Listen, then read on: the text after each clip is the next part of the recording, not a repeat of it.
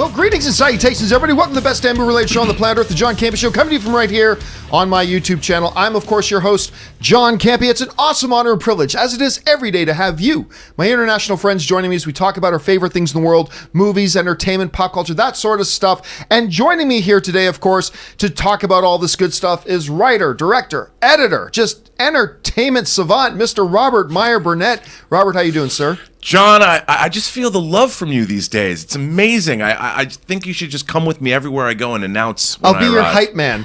Please I'll be your hype man when you're about to walk into a room. I love it. Also joining us, appearing shortly here on the new CBS show All Rise, is actress Erin Cummings. Erin, how you doing? Hello, hello. I'm doing great. Oh, you forgot salsa dancer for Rob. I forgot salsa dancer. World-renowned salsa dancer. And, by the way, there's All Rise billboards all over the city. I see them They're everywhere. They are. I saw it on a bus. Yes, the other day. That was one of my favorite moments. Was a Friday when we were filming outside in front of the federal building. The buses going by and all the crew people screaming and yelling every time, and crowds gathering around, like taking my picture. They were like, "I don't know who that girl is, but she's in front of the camera, so she must be famous." So I'll take it. So here's hoping for good things for me. And we all know you guys have remarkable things going on in your day today. That's why we're extra grateful that you took time out of your day to join us here on the show. Listen, we got a whole bunch of stuff that we're going to be talking about.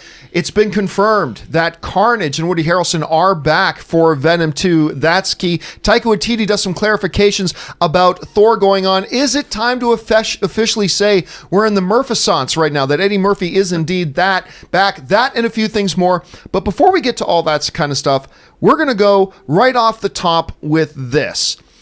Everybody's been talking a lot the last couple of days about the Rey with the red lightsaber things. Understandably so.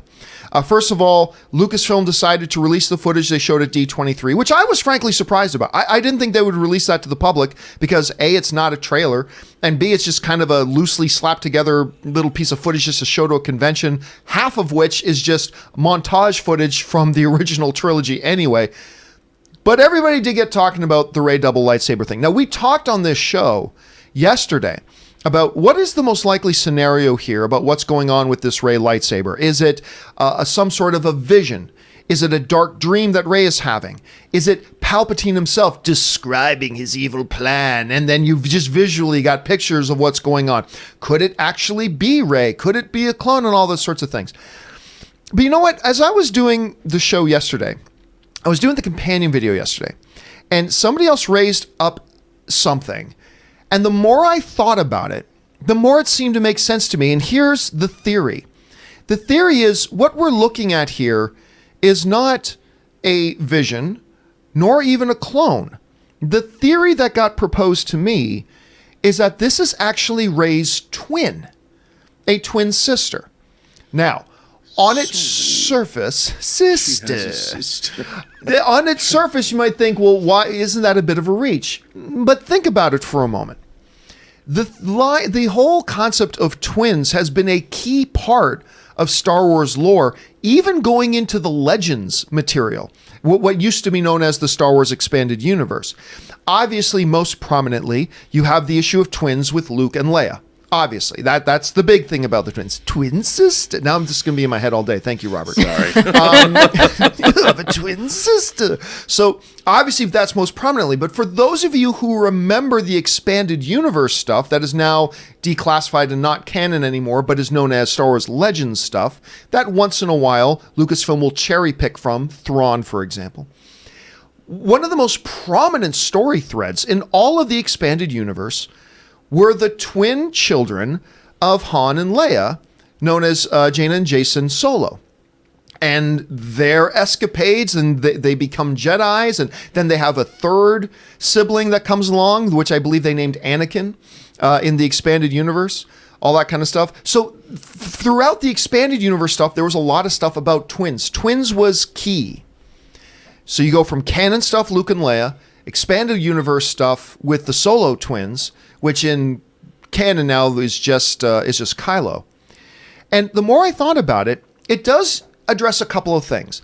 And Rob, I want to tell you my theory here and why I want to propose here that we could very well be looking at a twin situation. Here's one reason. One, we already talked about the significance of twins in the Star Wars lore up till this point. Secondly, it does explain. Now, there are several theories that explain what we're seeing here. But the idea of a twin also explains it without it getting too convoluted, like, say, there's 45 twins running around. What was the name of that show that we said? Orphan Black. Orphan Black. So it's not necessarily an Orphan Black in Star Wars universe, which very well could be the case, because that's a great theory, too. The other thing is this. The more I looked at this image of Rey, I don't know why, if it's a vision, why they have such an intricate and never before seen, at least in the movies, design of a lightsaber with a double hinge system, but with a butterfly knife sort of system, blah, blah. It seems to me if there was just having a nightmare or a dream, it would just be more of a standard lightsaber, which is all that Rey has ever seen, right? So there's that. Again, not discounting the fact that we could be looking at a situation of a clone or a vision or a dark dream or whatever. But I look at this, Rob, and it just seems, it makes more and more sense to me. You know, whereas at first I might have said it's a 1% chance, I'm willing to say I think there's a solid like 15% chance that we're looking at here as twins. And remember, JJ loves classic Star Wars lore. I mean, one of the criticisms, despite the fact that I absolutely adore and love The Force Awakens, one of the common criticisms about JJ's Force Awakens is that it may rely too much on the familiarity of the original Star Wars trilogy. We know that JJ loves that stuff. That he would draw on something like the idea of twins in this universe is not a far-fetched idea, I don't think. So anyway, Rob, you've just heard me put forward why I think this is a legitimate theory. What do you think, and what are the potential holes you see in that theory there, depending on the material we're seeing? Well, first of all, for myself, I've wanted to find a set of twins, one on the dark side and one on the light side, my whole life, if you know what I'm saying. So this idea, to me, is really tasty, and I love it. I do love it. However, I mean, look, that brings up the question of parentage. Yeah. And obviously, if these twins are twins, knowing what we know from the prequel trilogy, it was intentional that these twins were separated.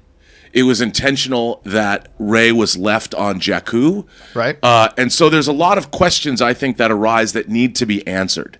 And maybe you could combine both.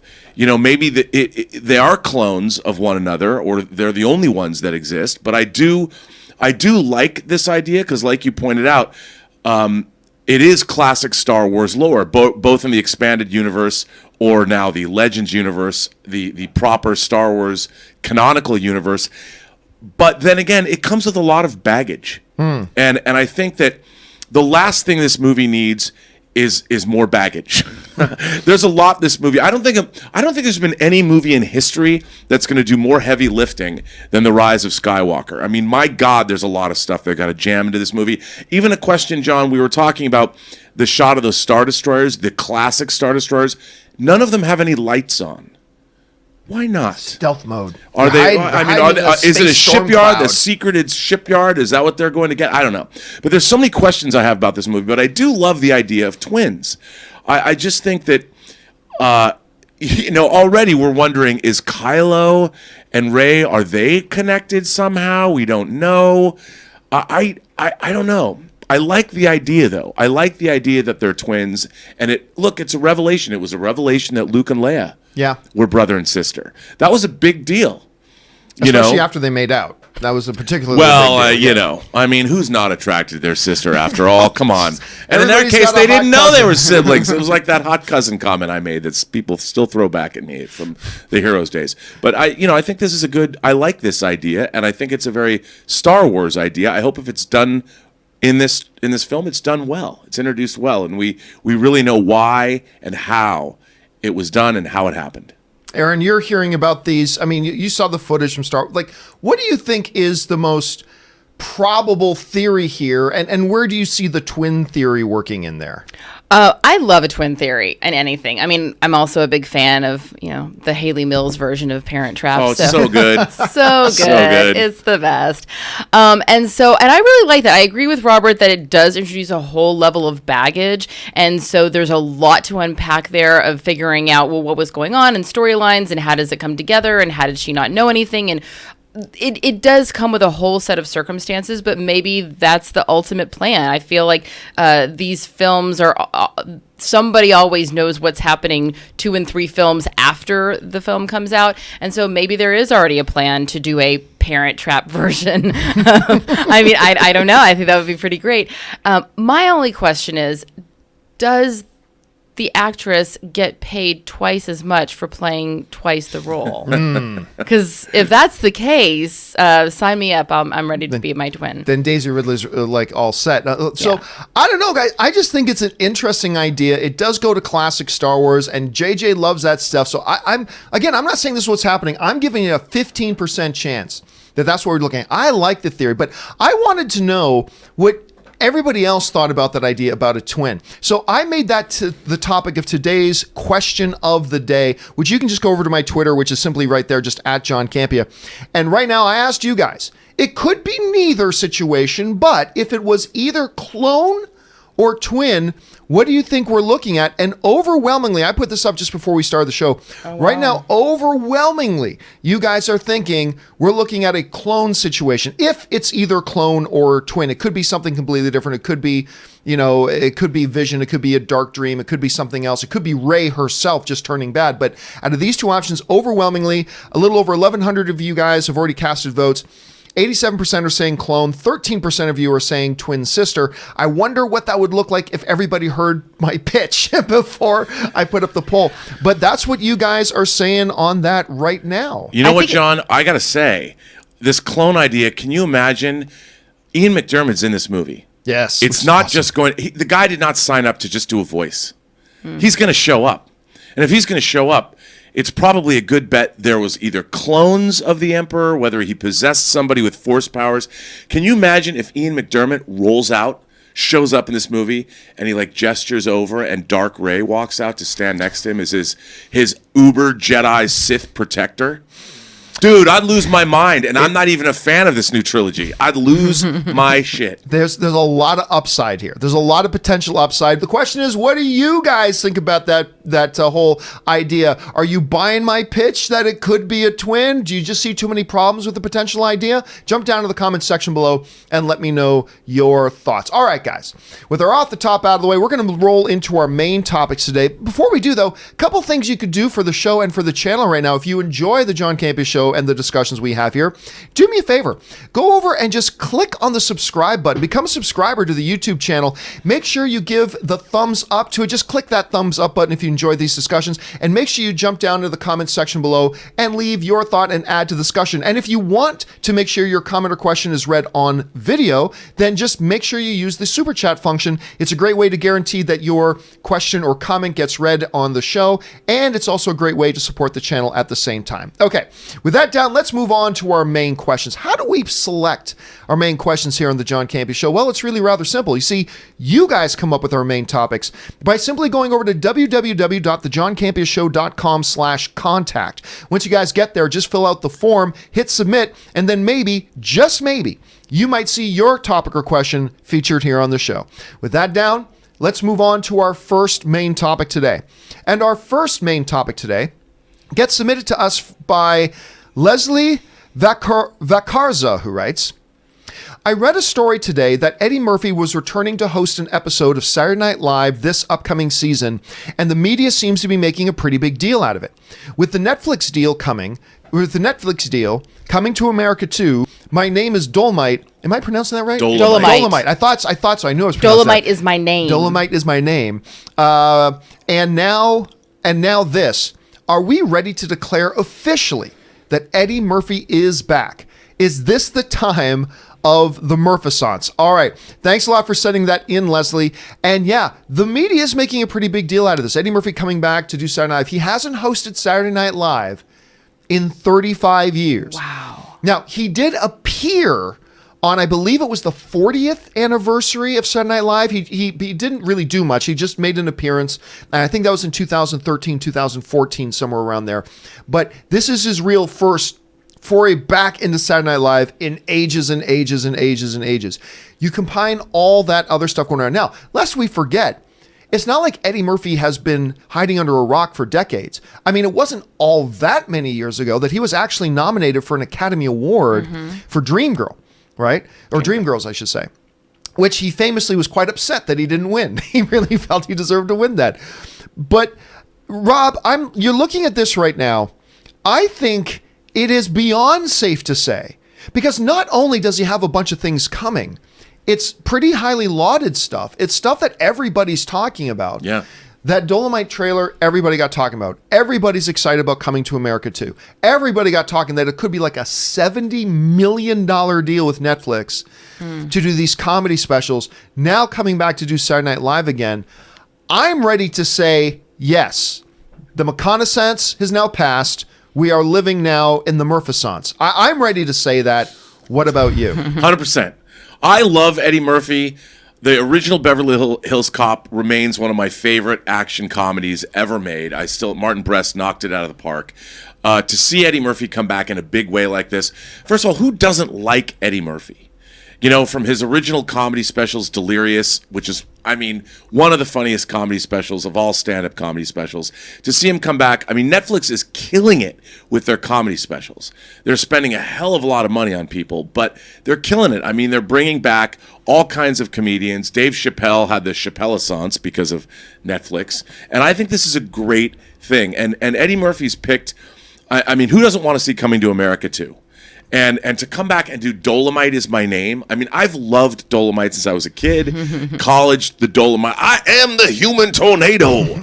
You know, these are things that he's picked some very strategic projects, and we've got the same director as with Dolomite Is My Name, who's also directing Coming to America too. So they have a great relationship, and I really think this is going to be a fun time to be an Eddie Murphy fan. So I'm very excited. Are we living in the Murphisance now, Erin, or are we not quite there yet? Oh, we're there. We're and I know that you said that he hasn't been living under a rock, which you are correct. However, he hasn't been really doing that much. I mean, his last film was in 2016, something called Mr. Church, which I never saw. I didn't hear much of it. A lot of potential. It didn't live up to its potential. I mean, it looked like it felt like they really thought this was an Oscar potential movie when they were making it, but it didn't quite get there. He wants an Oscar. Yeah. And you know what? I'm just going to go out on a limb here, and I'm going to say Dolomite Is My Name might be his Oscar. Because really? And here's why. This is what I love about this trailer,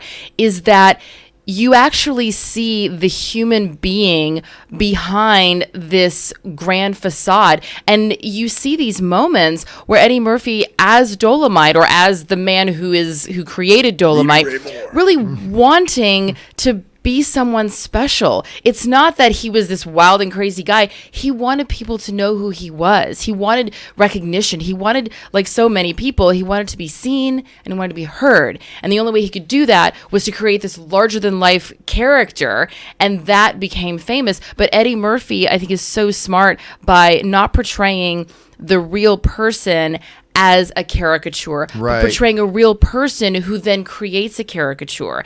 Eddie Murphy's been living off that Shrek money. He has, I don't know what he's been doing, but he's like, I don't need to work until I want to work. We've had a really nice rest, and now he's come back as a more mature person, more mature actor, more mature comedian, and he's just giving us all that he's got, and I am really excited for him. Dolomite Is My Name, his SNL performance. I really, really hope that he brings back Mr. Rogers' Neighborhood. Mr. Robinson's Neighborhood. Mr. Robinson's Neighborhood. Thank you. That would be a good time for that. One of the greatest single sketches ever in the history of Saturday Night Live was when he donned whiteface and decided to infiltrate white America. Do you remember that? I don't. He's like, okay, so first of all, they make him up. They give him this makeup job.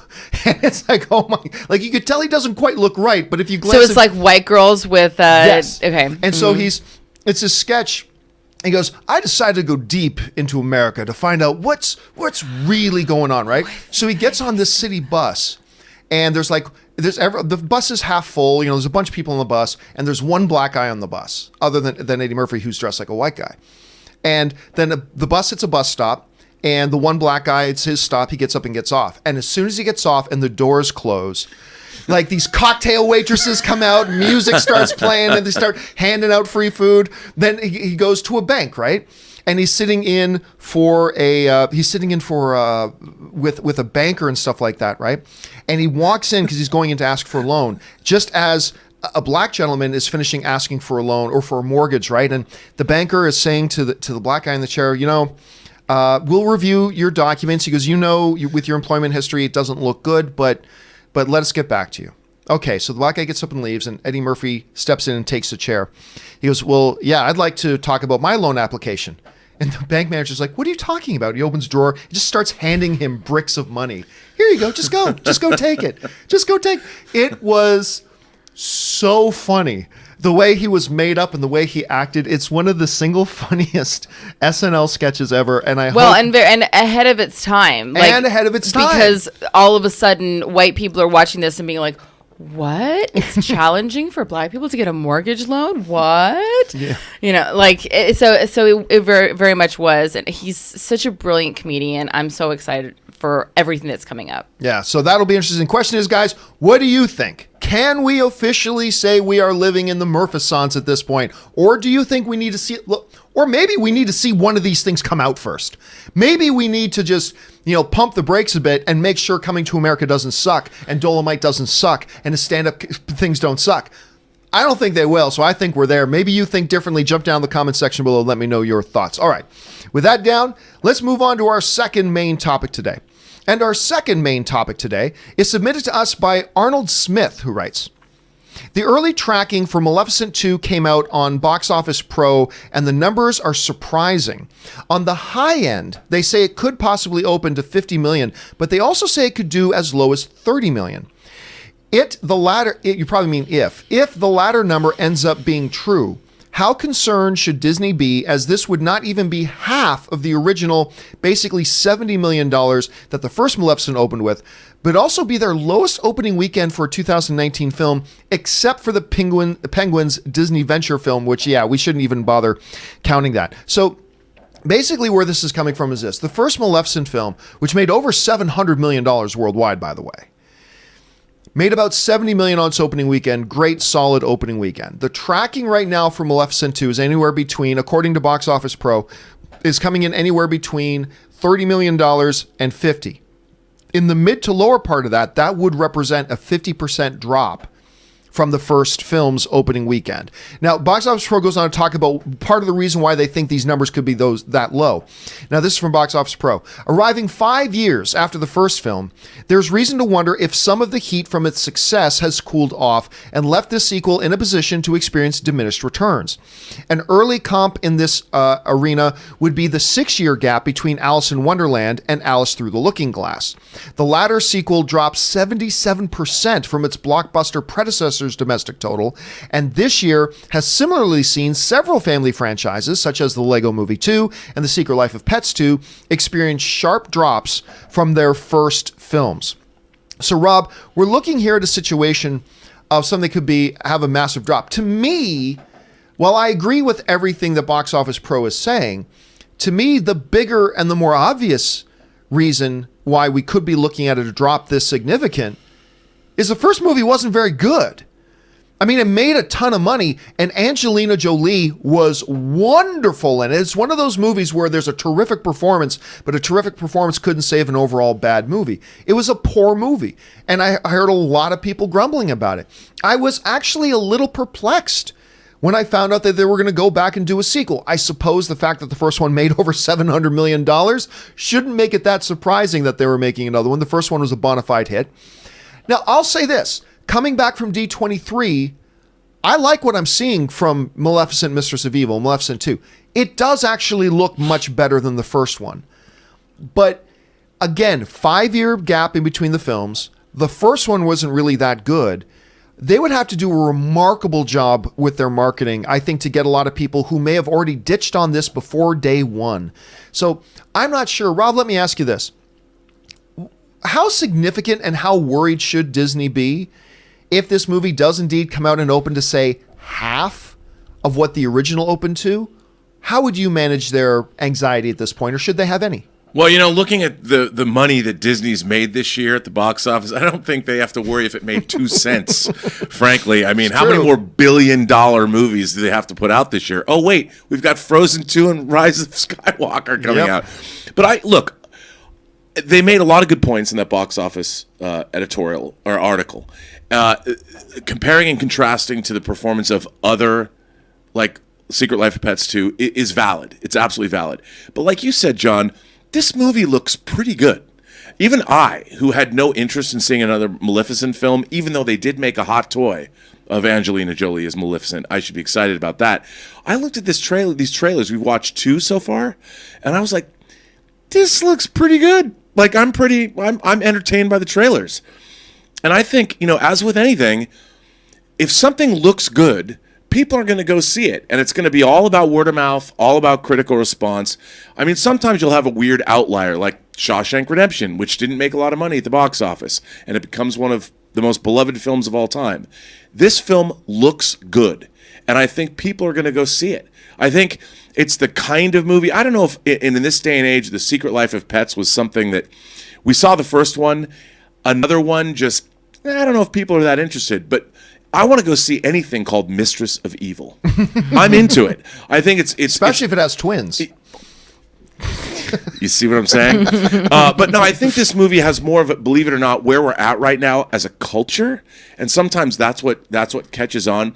Maleficent, Mistress of Evil sounds like something that in this day and age more people would be interested in seeing. I could be wrong, but I think this movie's going to do well. Erin, what's your assessment of this whole situation and what they're saying about the projections for this movie right now? Well, interestingly enough, Tom said the same thing that Robert said. He said, who cares? Disney has enough money. They're going to be fine. Their bottom line is okay. They could release, Stuff on My Cat too, and it would still, whatever it means. Although I feel like that would make a lot of money. That one would probably do pretty well. If you haven't seen the Instagram page Stuff on My Cat, go look at it. I think that I'm shocked by how low these numbers are. I feel like it's going to do better than that. I agree. The trailers look phenomenal. And also, let's not forget, this is coming out 2 weeks before Halloween. It's in that kind of weird zone. It's pre-holiday, pre-Thanksgiving movies, and it very much has a Halloween feel just by the look of it. It's really dark. Yeah, that's a good point. Yeah.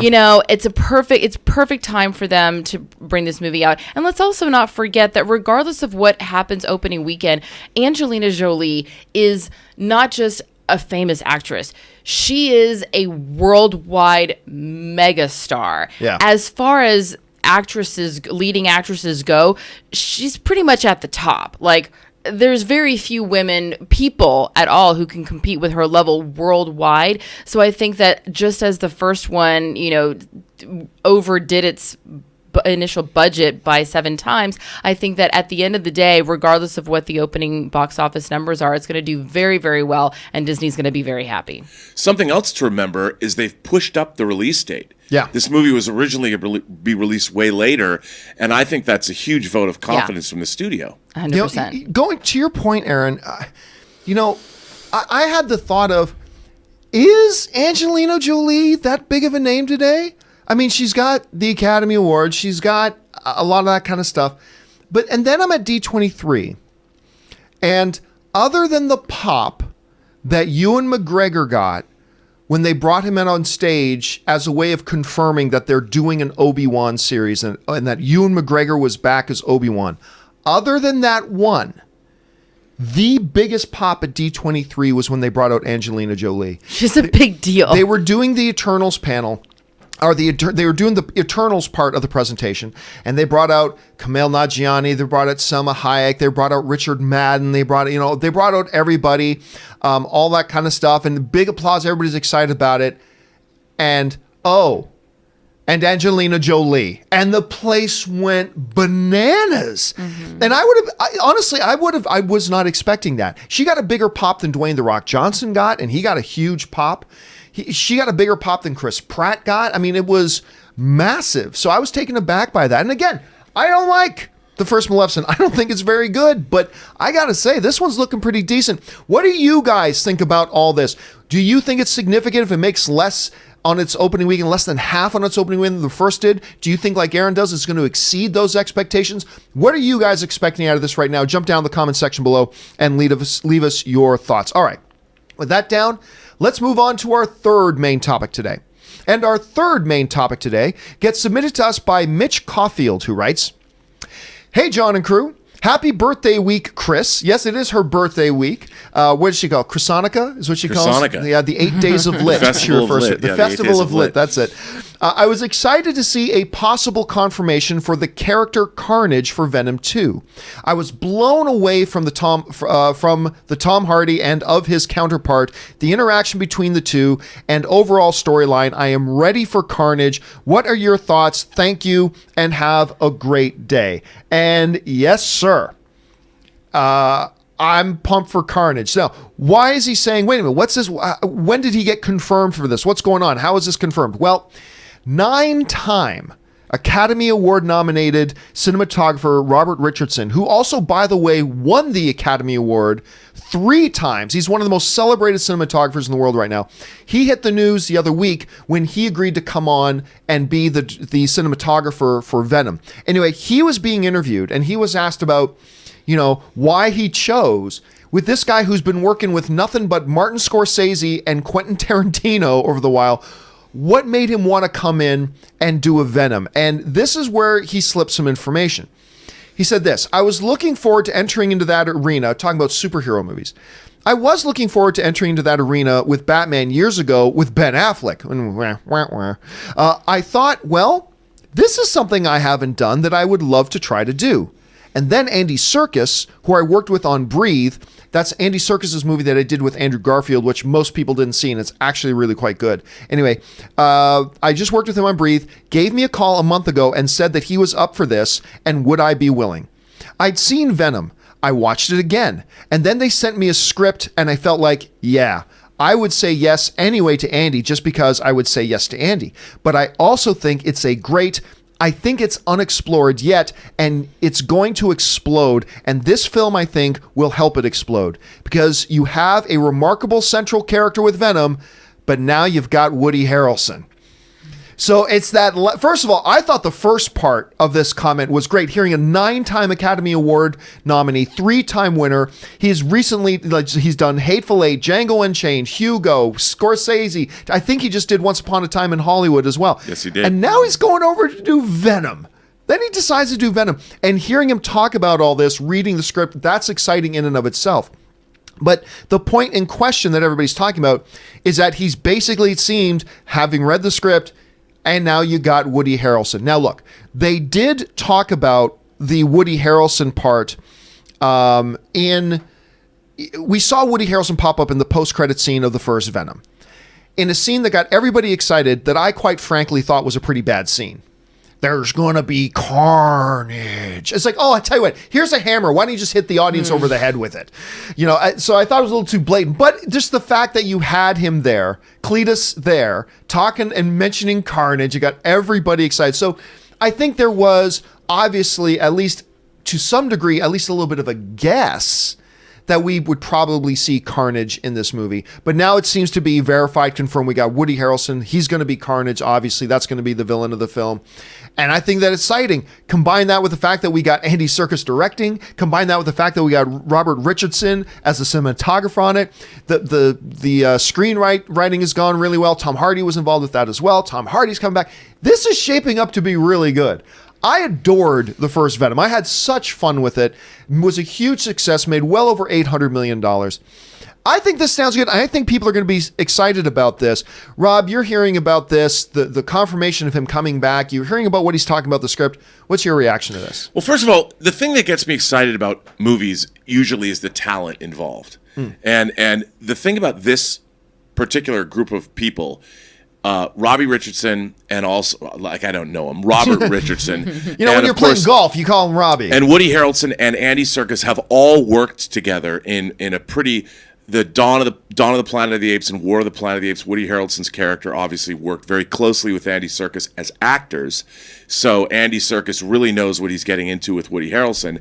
And having worked together with Robert Richardson as a cinematographer, I think that means that we're going to get something pretty great. Now, I won't go so far as to call it the Dark Knight of the Venom franchise, but I think it's only one other film. It could be. when you have this kind of talent that already has this comfort level working together, I think it always elevates what's going on because you already have a respect. Andy Serkis and Woody Harrelson, I mean, to be Carnage, however they're going to play that character, Carnage is always more way over the top than even Venom, but I think Andy Serkis will figure out a way to make it darker and maybe more evil. The Carnage in the comics right now is being handled very, very well. And I'm really excited for this. I mean, knowing that this is, when I read that Robert Richardson was signed on, I'm like, really, what? Yeah, that's but then huge. I went in and I'd forgotten he had worked on Breathe. And to have this kind of, I mean, for nothing else, it's going to be one of the best looking superhero movies ever made. I can't wait. Erin, you're hearing about this. What's your reaction to it? I'm thrilled. My favorite Woody Harrelson character is Mickey Knox from Natural Born Killers. Natural Born Killers. It is my second favorite movie behind Willy Wonka and the Chocolate Factory. I know. Wow. Those two. What does that say about you? Maybe those twins you were talking about are all right in here. So I am thrilled about this. I think that what Robert was saying, I completely concur with. When you have actors who have worked or a team that has worked together before in some regard, there's a natural shorthand. So a lot of how far can I push you? What are you willing to do? How honest can I be with you? All of that stuff is just out the window. And then they can go straight into, you don't have to worry about teaching someone how to bake a cake. You just start throwing ingredients together and trying new things, making it exciting. Also, clearly, Andy Serkis is the guy everybody wants to work with. The fact that Robert Richardson would say, I would say yes to Andy just because it's Andy, Right. and he's as accomplished as he is, really says so much about Andy Serkis and the relationships that he's built over the course of his career, which is pretty astounding. And I'm really excited to see Woody Harrelson. The clip of him, he's in prison. Yeah. I wonder how much of that they're going to explore because in real life, his father was in prison. Yeah, In Huntsville, Texas, where I'm from. That was our big thing. We're like, Woody Harrelson's dad is here. And we're like, he's not staying at the local hotel. He's in the prison. By the way, as an aside, Robert Richardson shot Natural Born Killers. Oh. Because he used to work, and Natural Born Killers they use all different kinds of film. All connected. All different kinds of film formats. Yes. I mean, Natural Born Killers is an unbelievably innovative film in terms of how it was shot because Absolutely. Robert Richardson worked with Oliver Stone on movies like that and JFK. So if they could bring some of that Natural Born Killers vibe to what they're doing with Carnage, man, that's going to be dope. Yeah, I'm excited about it. It's going to be great. As a quick thing, we were throwing around numbers, 9-time. These are the films these are just the ones he was nominated for. Okay, these are just the ones that he was nominated for Academy Awards for. Platoon, Born on the 4th of July, JFK, which he won the Academy Award for, Snow Falling on Cedars, The Aviator, which he won the Academy Award for, Inglourious Bastards, Hugo, which he won the Academy Award for, Django Unchained, The Hateful Eight. These are just, and these are just the ones he was nominated for. I mean, it is crazy. Question here is, guys, what do you think about this notion? Are you at all not surprised? It's like, yeah, we just kind of assumed it was going to be him because of the post-credit scene. Is it still a little bit of surprise? Is it just nice to hear some confirmation that Woody Harrelson is back? What do you guys think about all that? Does it increase your excitement for Venom 2? Jump down into the comment section below and let us know your thoughts. All right, with that down, let's now move on to our fourth main topic today. And our fourth main topic today gets submitted to us by Dennis Hauper, not to be confused with Dennis Hopper. May he rest in peace. Greetings, John. I know you weren't happy with the Jane becoming Thor, but I was wondering if you saw Taika's comments saying that there will in fact be two Thors and that Jane isn't replacing Thor in the movie. It feels confusing even just reading that, but you know what I mean. Does this change your mind on the chances for Thor, Love, and Thunder? All right, thanks a lot for writing that in, Dennis. And yes, look, I'm a huge MCU fan. One of my favorite characters in the MCU, probably my second favorite MCU character is Thor, just behind Captain America. I love Chris Hemsworth's portrayal as Thor. I love the way the character has evolved, and I love every incarnation they've given us of him. I love it. And I particularly adored Thor Ragnarok. I thought that was fun. Taika Waititi took it all in a completely different direction. So entertaining, so enjoyable. So knowing that Taika was coming back, I got super hyped for it. My hype got tempered, though, when they announced that we were going to get Natalie Portman back, who I adore Natalie Portman as an actress. Not big on the Jane character in the Thor movies, though. But not only was Jane coming back, she was going to take on the mantle of Thor, which I was not thrilled with, to be honest with you. I don't like this whole mantle changing hands thing. I don't like that. You know, Bruce Wayne is Batman. Peter Parker is Spider-Man. That's kind of my default position on all that kind of stuff. So not thrilled with it. And I certainly didn't like the idea that this Jane character was replacing Hemsworth's Thor. So what Dennis was talking about, here's the quote. Taika Waititi was interviewed just off stage at D23, and this is what he said specifically. He said, she's a Thor. There's still the other Thor, the original Thor. She's not called female Thor. In the comic, she's actually called the Mighty Thor. It comes from that comic run. I couldn't be more happy and excited, Taika Waititi. Okay, so do I feel good about the idea that we're not going to see Chris Hemsworth Thor replaced? That Chris Hemsworth Thor is suddenly no longer Thor? Am I happy to hear that?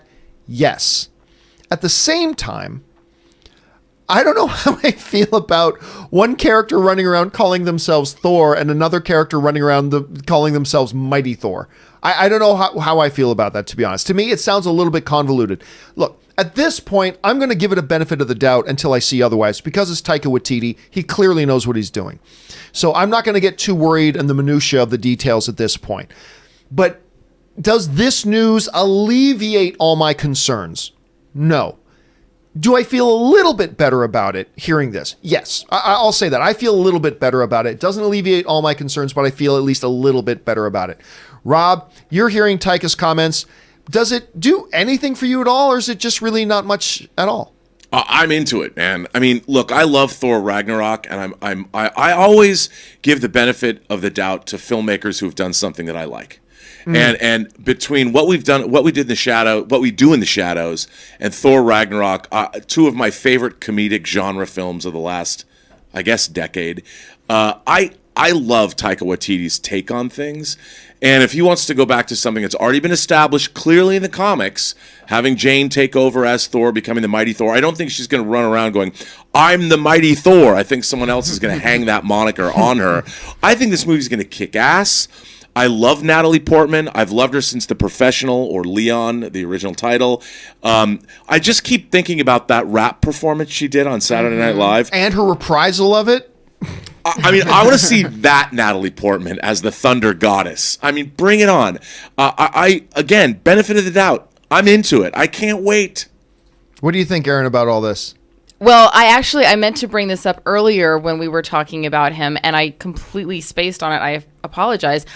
You know, my inside source actually has more information. In the same vein, Eddie Murphy is going to be coming back and is going to be playing the new Wonder Woman. They're actually unbelievable. Yeah, so you heard it here I heard first. Whispers about that. I think it's still a little confusing, but I'm glad that there is a bit of a differentiation. I agree with you, John. I don't like the idea of like, okay, now you're Captain America, now you're Thor, now you're like, no, it's like you don't just get tired of being a superhero and you get to just hand your shield off to someone else. Like, I want someone to have their own story and their own thing going on. So I do like the fact that she is not taking Chris Hemsworth's place. And I love Natalie Portman. I think that she can do no wrong. I love, love, love her. What I love about Chris Hemsworth as Thor is he has this inherent...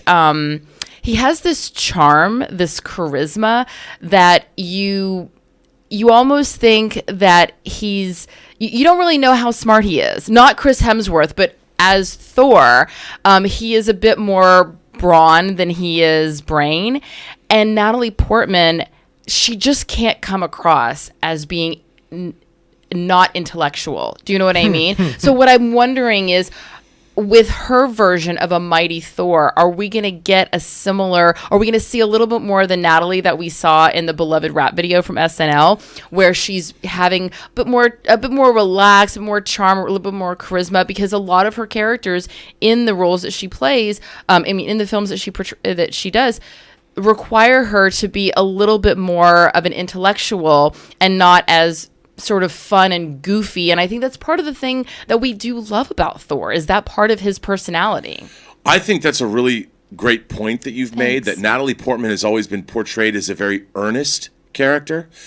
But she has a movie coming out that Noah Hawley, who did Legion, directed. It's called Lucy in the Sky. Was that the one that was called Pale Blue Dot? Yeah, where she's the astronaut? Yes, and they just dropped a new trailer for it yesterday where it's based on a true story about an astronaut, a former astronaut that goes wackadoo. She goes a little nuts. The one that wears the diaper when she's going, oh my God, I love that story. It's that her story. Her boyfriend's cheating on her. That's right. John Hamm plays the man. the other astronaut she has the affair with, who then has an affair with another astronaut. That is exactly the story. The girl from Deadpool 2. Why am I forgetting her name? From Atlanta. And yes. Why am I forgetting her name? And she was Domino in Deadpool 2. And Zazie Beetz. Zazie Beetz. Thank you. Yes. Well, here's the thing. No one has tapped into Natalie. When I saw that rap video, Natalie Portman is obviously funny. She has a sense of humor. No one's ever cast her. I mean, you go back and you watch things like Beautiful Girls, where she plays this young girl wise beyond her years, and either that or she's the daughter in Heat, who's suicidal because her father neglects her. I totally forgot about that. Yeah, I mean, she's always either got the weight of the world on her shoulders, or she's a little wackadoo like in Black Swan or something. I think she's probably hilarious, and nobody knows that, and that's why Taika Waititi probably met her and is tapping into that, and I think we're going to get a role. She knows she's never been seen as funny, and I think she's going to break through because she knows how funny that rap performance was. That's why they brought her back and that she did it again. I mean, it played so against her type. I think this is the time. Maybe we'll have maybe she'll have her own renaissance as a funny girl. Well, I mean, I don't know if it's arrested. She's never gone anywhere. I mean, she's every year, even smaller productions, whether she's playing JFK's wife, whether she's playing whatever. But let's not forget, it's not like she's never scratched the comedy bone. What's the one she did with Justin Timberlake? No Strings Attached, Friends with Benefits. There were two identical movies. Right. There was No Strings Attached and Ashton Kutcher. And Ashton Kutcher with Friends with Benefits. One had Mila Kunis, one had Natalie Portman. Friends with Benefits with Mila Kunis. By that movie, that movie rules. Yeah, and then one was but anyway, so she's done comedy. I think romantic comedy is not. That's a whole different. Well, it's not the Taika Waititi kind of comedy. But by the way, you brought up Black Swan. When I think about like the great performances of the past 15, 20 years, I always go to Daniel Day-Lewis and There Will Be Blood. It's not my favorite film of the last 20 years, but as far as pure leading man male performance, I mean that to me is it. That's top of the food chain. But I'll tell you what, when I think about some of the best female performances of the past 15, 20 years, I'm not saying it's the absolute top, but part of my thought process is always Natalie Portman in Black Swan. Her in Black Swan is just, to me, like, this is what acting is. Like, I watch her doing that, and I'm constantly bought in to her on that. She can bring in intensity and all that kind of stuff, and this is the same girl who does the rap video on SNL. And let's also not forget Winona Ryder in Black Swan. Oh, brilliant. And we speaking of the two hookup movies, Mila Kunis also in Black Swan. So it's all connected. That's the theme of today's show. Question is, guys, what do you think about Taika Waititi confirming that we are going to actually have, in fact, two Thors in Thor Ragnarok? Jump on down to the comment section below and leave us your thoughts. All right. With that down, let's now move on to our fifth and final main topic today.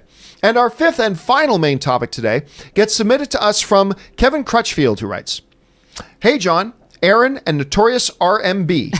I saw an article that Disney confirmed Disney Plus will not host R-rated content. Just curious what that means for their original programming, as well as Moon Knight specifically. How far can they really push the line as far as PG-13 goes? Will the R-rated content be on Hulu? Thanks." All right. So, yeah, this is one of the things that came out of D23. Now, look, we've all known that Disney's philosophy when it comes to Disney Plus was going to be that's where their more family appropriate content will be. Anything more harder edge will go to Hulu. But it was interesting to hear coming out of D23 that they're actually now just saying it explicitly. No R-rated stuff on Disney Plus, which will not surprise any of us. It's not going to surprise any of us to hear that. We were kind of assuming that. But now they just kind of underlined it and said, yeah, no R-rated stuff on there. And I don't think it's really a question of, well, how much can they get away with, PG-13 violence? I don't think for Disney it's going to be legislated that way. I don't think it's going to be, well, as long as it's not rated R, we can put it on Disney Plus. I think they're going to look at every piece of material they have very carefully and just say, is this, it doesn't have to be kid targeted, but is at least family safe. Maybe not family friendly, but I think Bob Iger and crew are going to be looking at stuff that's going on Disney Plus and say, is it at least family safe? And I think there's a bunch of PG-13 stuff that you can make an argument is not family safe, and a lot of PG-13 content that you can say it is. So I don't think it's going to be R or nothing. The interesting thing to me, though, Rob, when I think about that is in a very competitive landscape now, where you have Netflix and you have Amazon and now you have NBC Universal things coming out and you have HBO Max coming and you have all these stars and all this kind of stuff. Is Disney handcuffing Disney Plus a little bit? Are they giving every other streaming service a little bit of a competitive advantage by drawing that line in the sand for themselves saying no R-rated content? So that's the first question for you, Rob. The second question is, we kind of touched on this a little bit yesterday about Moon Knight, but really, where does that leave Moon Knight? Like, what kind of Moon Knight then can we assume we're going to get, knowing that it's going to be on family safe Disney Plus? How do you see that? Well, first of all, I think Disney Plus has to be not an R-rated venue. It just can't be. You can't have, which is traditionally going to be, it's a family channel that is a family channel for young kids all the way up to adults. So you can't go R-rated. I don't have a problem with that. Remember, Raiders of the Lost Ark is rated PG. Temple of Doom was PG-13. But I think the thing about Moon Knight, one of the things that I've always loved about Moon Knight, especially early Moon Knight, yes, they dealt with issues like even child abuse. There's an incredible issue that Sienkiewicz drew. But Moon Knight has become a much more violent, even horror. You've got Werewolf by Night. I always saw Moon Knight, and one of the reasons that I love Moon Knight, and people are going to be like, what are you talking about? Moon Knight to me was the romantic version of Batman. He was much more of a noir character. The fact that in his original incarnation with the Sienkiewicz Mensch run for his first single book that started in 1980, he was Jake Lockley. He was a cab driver. He was Mark Spector, the mercenary. He was Stephen Grant, the rich playboy like Bruce Wayne was. And then, of course, his alter ego, Moon Knight. But he could be much more of a noir character if they wanted to do that and lean into, make it more of like a 40s noir film but set now. Because he has the love of his life, Marlene. He does have his friend, Frenchie, that he served with, who flies his helicopter. And basically, he's sort of the Jeremy Irons version of Alfred. They could do it that way and make a kick-ass Moon Knight series that isn't as violent as the comic became. I mean, there was a point where Moon Knight had both of his legs broken. I mean, he was in these horrific fights, horrible physical violence, and they really leaned into just the brutal nature of what he was doing. They don't have to do a great Moon Knight series and go that direction. Then, of course, his descent into madness can be more surreal than it is violent. And I think they could do it great, but of course that would require a great creative team making that show. So we'll see. I love this image that Ray made for R-rated Disney Plus. That's great. Anyway. I'm glad that he's not showing Minnie Mouse doing something else. Anyway, doing something else. There's so many options. Yeah, there's so many different things Ray could have done there to give R-rated Mickey. Thank you. You know, we often talked about like they're doing a She-Hulk show and a Miss Marvel show as well. If She-Hulk becomes, like we said yesterday, the Ally McBeal or the Boston Legal of superhero procedural legal shows, that could be a wonderful show, and it doesn't have to be R-rated. Oh, yeah. That doesn't even come close. I don't even think anybody's wondering about those ones. But the Moon Knight stuff a little bit. Erin, you see that Disney Plus, unlike all the other services that are going to be, hey, we can have G-rated content, we can R-rated content. Disney Plus is making a decision not to do that. Good decision, bad decision? How do you see that? Brilliant decision. And when it comes to drawing a line in the sand and not being the same as everyone else, is that a problem? I think it actually elevates them, because if I am a mom and I've got like 2 kids who are maybe, at that age, maybe like 10, 11, where they're wanting to watch more mature stuff, but they're not really ready for certain, like Handmaid's Tale is dealing with some really heavy stuff. I don't necessarily know if I want my kids watching that. So I know that if I'm busy in this room and my kids are watching the Disney Plus channel, anything that they watch, I don't have to monitor it. I know, okay, they're watching that channel, they're safe on that channel, just don't switch the channel, whereas I don't necessarily know if they're watching Netflix. Are they watching Friends? Well, they're not gonna be watching Friends much longer, but are they watching one show that I'm totally cool with, or are they watching a completely different show that is not gonna be something that's appropriate? I love the fact that Disney's saying, hey parents, anything that your kids watch on our channel is going to be, like you said, not necessarily family friendly, but family safe. You can leave the room while your kid has the television on our channel, and you don't have to worry that all of a sudden the next program's going to come on and there's going to be nudity and violence and all sorts of crazy things happening. I think it's a very smart strategic move, and the fact that they can use Hulu for any darker original programming is great. I also agree with what Robert said. When you're going out the gate and you're creating a show, you can figure out a way to tell the story without necessarily needing to make it R-rated. If you can't tell a good story without having to make it R-rated, that's a problem with your storytelling. The trouble, I think, comes when someone goes, okay, we have a show like Spartacus, for example, and then they try to make it PG-13. Like, you can't retroactively make something less of a rating than what it is. Which is what they're trying to do with Deadpool right now, by the way. And right. That. But if you go into it knowing, all right, we don't want to go onto that R edge, let's just figure out a way to creatively. And then also there's a lot of ways that they can allude to things so that a more adult audience will be able to visualize in their head, the darker things that they're intonating, whereas someone who's of a younger age might not necessarily get that deep layer of it. See, I think one of the things you brought up there, Erin, that is really, really key here is that they do have Hulu. And that's one of the advantages that they have that some of the other services don't. They actually have 2.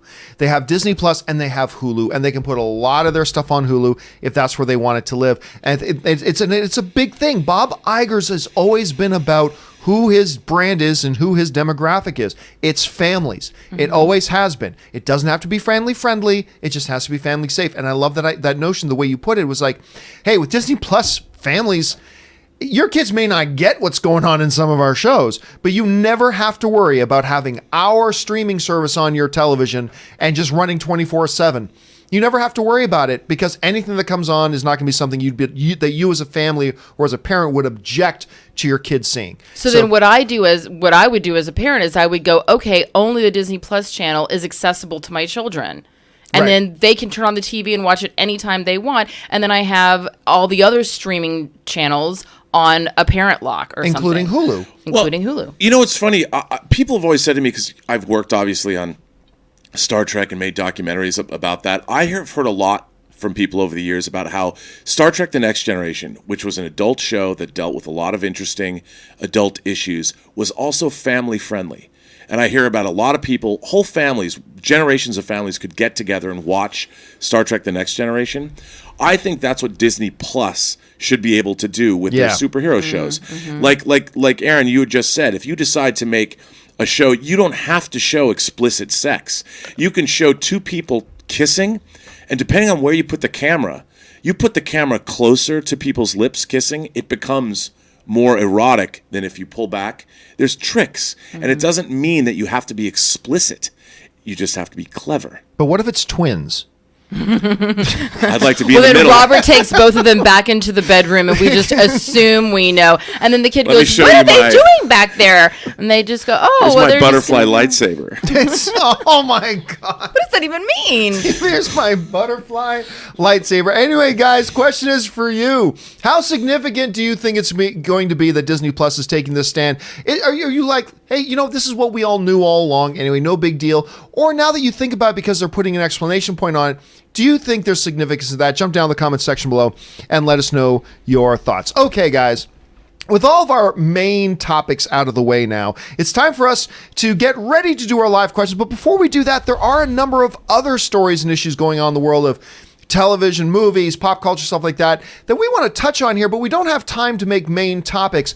So this right now is our today's installment, of course, of Buy or Sell. And we're going to start off with this. Speaking of Disney Plus, besides the fact that it's not going to have R-rated material, it's going to have all the Star Wars stuff. One of the other things that Disney Plus seems to be doing to differentiate themselves from all the other services is that they're going to be offering 4K, HDR, they're going to have Dolby Atmos, all that kind of stuff is a part of Disney Plus with no extra charge. Some of the other streaming services, you can get these things, but you got to pay extra for it. Robert, buy or sell that this is something that's going to be important to some consumers? This, to me, as a home theater enthusiast, this is the end all be all.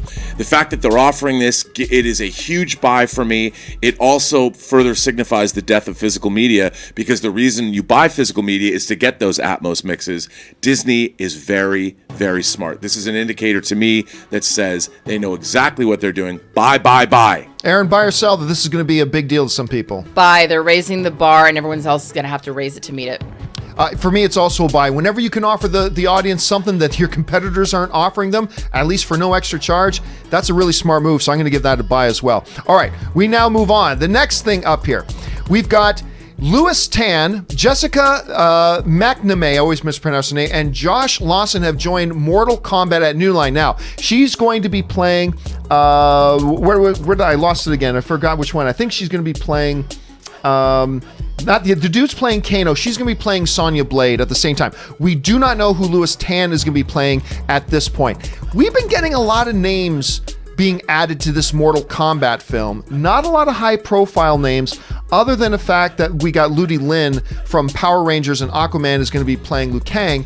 Other than that, it's a lot of low-profile names. I mean, these are some actors who have appeared in things before, but they're not doing anything to attach real star power at this point.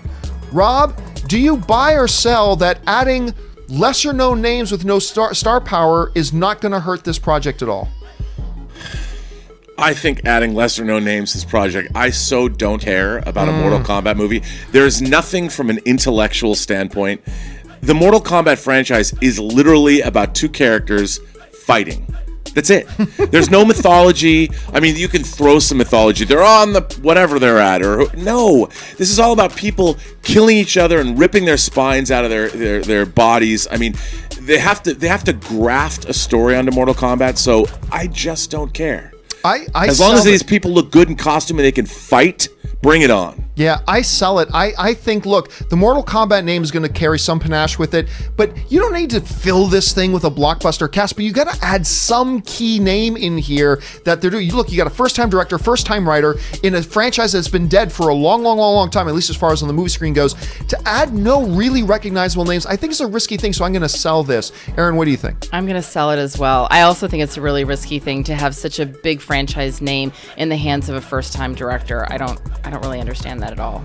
All right, moving on here. Next thing up here is that, well, maybe, just maybe, there's finally some good news coming out about the New Mutants. Now, apparently, what is being reported is that there's been a new test screening and that the results of the new test screening has been it's decent, which, of course, is the most positive thing we've heard about that so far. Now, already understanding that I don't believe you should ever believe any reports about test screenings because they keep results of test screenings under lock and key. I never believe anything unless it's a director of a film. I never believe anything about secret reports or what's been leaked that a test screening result. I never believe those, never do.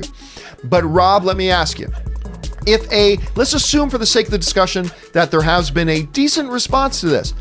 buy or sell now, and we've asked this question a few times, that New Mutants will actually get a theatrical release in light of this latest thing? Buy or sell? I'm still gonna, after X-Men Dark Phoenix, I'm gonna sell it. I want to see this movie. It's based on one of my favorite New Mutant storylines that Bill Sienkiewicz drew after he came over from the Moon Knight comic, which is the Demon Bear storyline.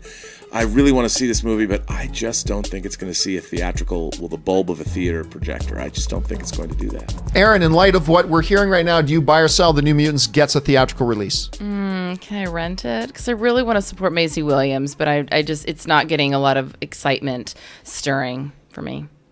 So... rent. Is that a thing? Right. I'm on the fence. I want to hear more about it. Like right now, it's hard for me to commit one way or the other. I want to hear a little bit more about it. I'll wait until the first trailer. So I guess for right now, I'm going to have to say sell. Yeah. But I could be convinced to buy. I'm going to sell this. Trailer. I'm going to sell this. I just think there's too much baggage now, too much negative thought. What they're going to do is they're going to repackage this and say it's an exciting announcement that they're going to launch this new feature film on Hulu. And that's going to be the thing. So I sell that at this point. All right. Next up, we got Adam Brody, who right now is in the wonderful film Ready or Not. I finally got around to watching Ready or Not the other night. Anyway, he was supposed to be the Flash in George Miller's Justice League movie that never came about. He tells a story about just how close. They actually had the whole cast together, getting ready to shoot within the next couple of weeks. It was all coming together, kind of fell apart. He said the script was absolutely amazing and loved it. Rob, let me ask you this question. Buy or sell that the current landscape of the comic book movie world would look a lot different today, positively or negatively, if that Justice League movie had gotten made? Buy or sell that? I'm going to buy it because I love George Miller as a director, and I got to say, man, I was a total OC fan when it started, and I freaking loved Adam Brody's character. He would have been a great Flash. Armie Hammer as Batman. I mean, it could have been a killer movie. The guy, can you imagine a Fury Road-esque Justice League movie? George Miller's been one of my favorite directors since I first saw Mad Max back in the late 70s. Of course, Road Warrior in 82, Witches of Eastwick, Lorenzo's Oil, which is a fantastic film. Where's that Blu-ray? Man, what could have been, John? I buy. Yeah, I buy that the landscape would look a lot different today. I think if that movie had come out at that time, and if it was as good as it looks like it could have been, writer's strike was a big part of that as well. I think today's landscape may be a lot better, maybe a little bit, but I think it would have changed the course of things, and I think this landscape would look different today. I buy that. Erin, what about you? I buy that as well. It 100% would have been different. I think Adam Brody would make a fantastic Flash. Love the idea of Armie Hammer as Batman.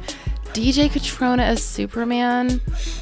Yeah, well, who knows? Maybe we'd have a totally different perception of him today. Who knows? Yeah, I'm not interested. All right, let's move on. Final one up here right now.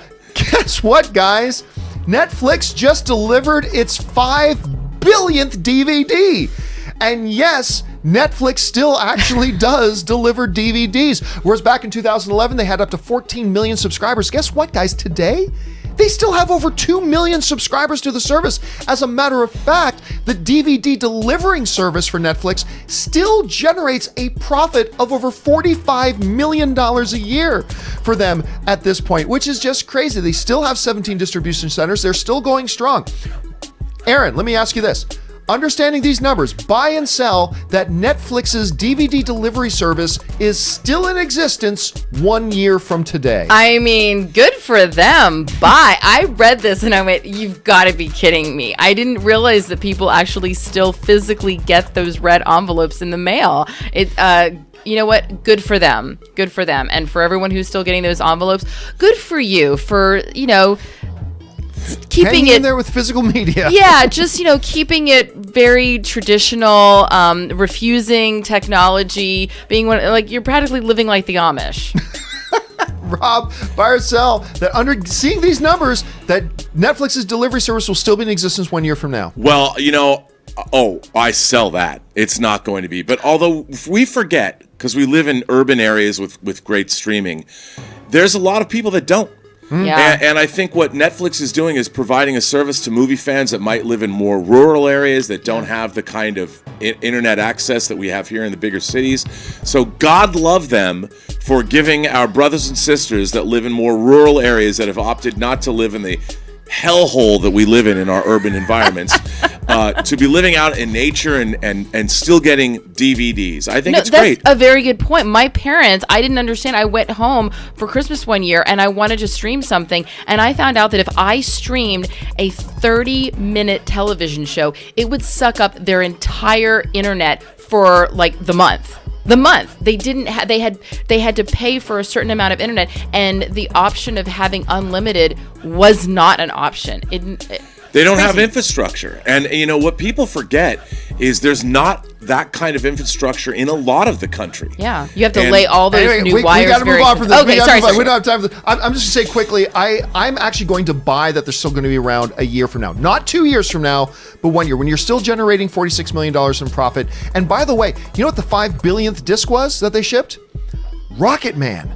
The new Rocket Man film, which is not available on Netflix streaming. I don't think physical media is on its last gasp yet, so I buy that it'll be around 1 year from today. All right, guys, that will do it for this installment of Buy or Sell. Thanks for participating. If you guys have any thoughts on any of the topics we just discussed, hop down in the comment section below and leave us your thoughts. All right, guys, with all that down and out of the way, we're going to go over and take your live questions in just a couple of minutes here. But before we do, with your permission, and if you'll indulge us, we're going to take just a couple of minutes of a break here to rest up the throats, refill our drinks, stretch our legs a little bit. So hang tight with us, guys. The John Campea Show will be right back in just 3.5 minutes. We'll see you shortly.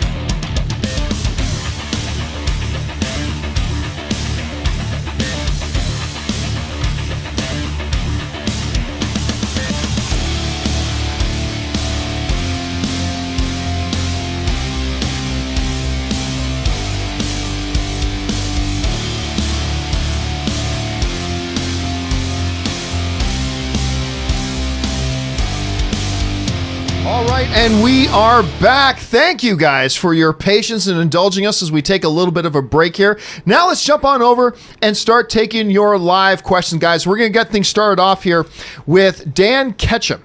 And Dan writes, Deadpool can do missing Spidey jokes. Oh, you know he will. There's a couple. There's going to be Spider-Man jokes. He's going to be relentless with Avengers jokes and Endgame, and probably pointing out all the plot hole stuff that we all see in the Avengers Endgame, but he's going to have a lot of fun with that. All right, War Machine Rocks writes, thoughts on Moulin Rouge? I've been very, very clear about this. It is in my top 20 favorite films of all time.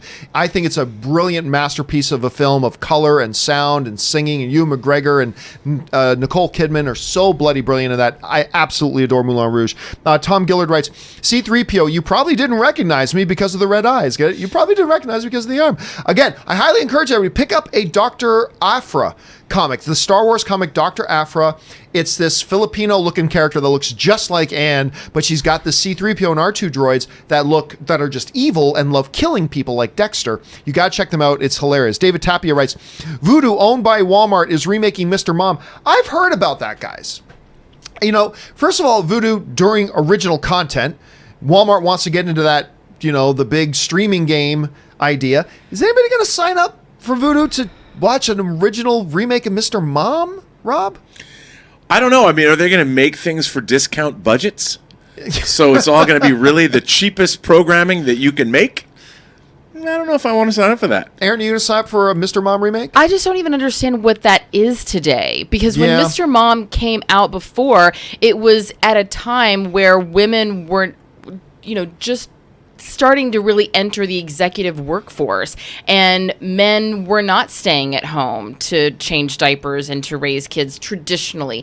And now we're starting to see changing tables in men's bathrooms. We're seeing men and women sharing the responsibilities of raising children more. So I feel like this is very dated. I don't even understand how you tell that story without it being incredibly misogynistic. And that's without the question of how do you do it without Robin Williams at the same time, which becomes a big question as well. No, that's Michael Keaton. Yeah, Michael Keaton. Oh, right, Mr. Mom. I'm thinking of the Doubtfire. And the next thing they're going to do is announce Baby Boom. The Diane Keaton movie where you had the female executive who, I've got a baby. What do I do now? 3 men and a baby. I think the world has changed. Right, exactly. Next up, Ben Burnside writes, one of two. In the eyes of a ranger, the unsuspected stranger had better know the truth of wrong from right, because the eyes of a ranger are upon you. That was said one of two, but I don't know where his second one is. So anyway, I don't recognize the quote. Do you guys recognize? It sounds like a song lyric. Do you guys know? I would say a ranger's a Lord of the Rings. The unsuspected stranger. Is that from something? No, I'm just. Oh, you're making it up. It's pretty good. It sounds good to me. You sold. I bought into it. I thought you were being serious. Oh my gosh, we should release an album. That's it. Then we're gonna make an album. I'll pull out my guitar. We'll start singing right now. The John Campea Trio. Alyssa Rodriguez writes, favorite Bruce Campbell movie. You know what? Everybody wants to say, I'm sure, Army of Darkness or whatever, but I've got to go with Bubba Hotep. I just, and I love Army of Darkness and the Evil Dead and all that kind of stuff, but there's just something so brilliant about Bubba Hotep. So I'm going to go Bubba Hotep. What about you, Rob? Dude, I'm right there with you. Don Coscarelli's Bubba Hotep, what a performance, both by him and Ossie Davis.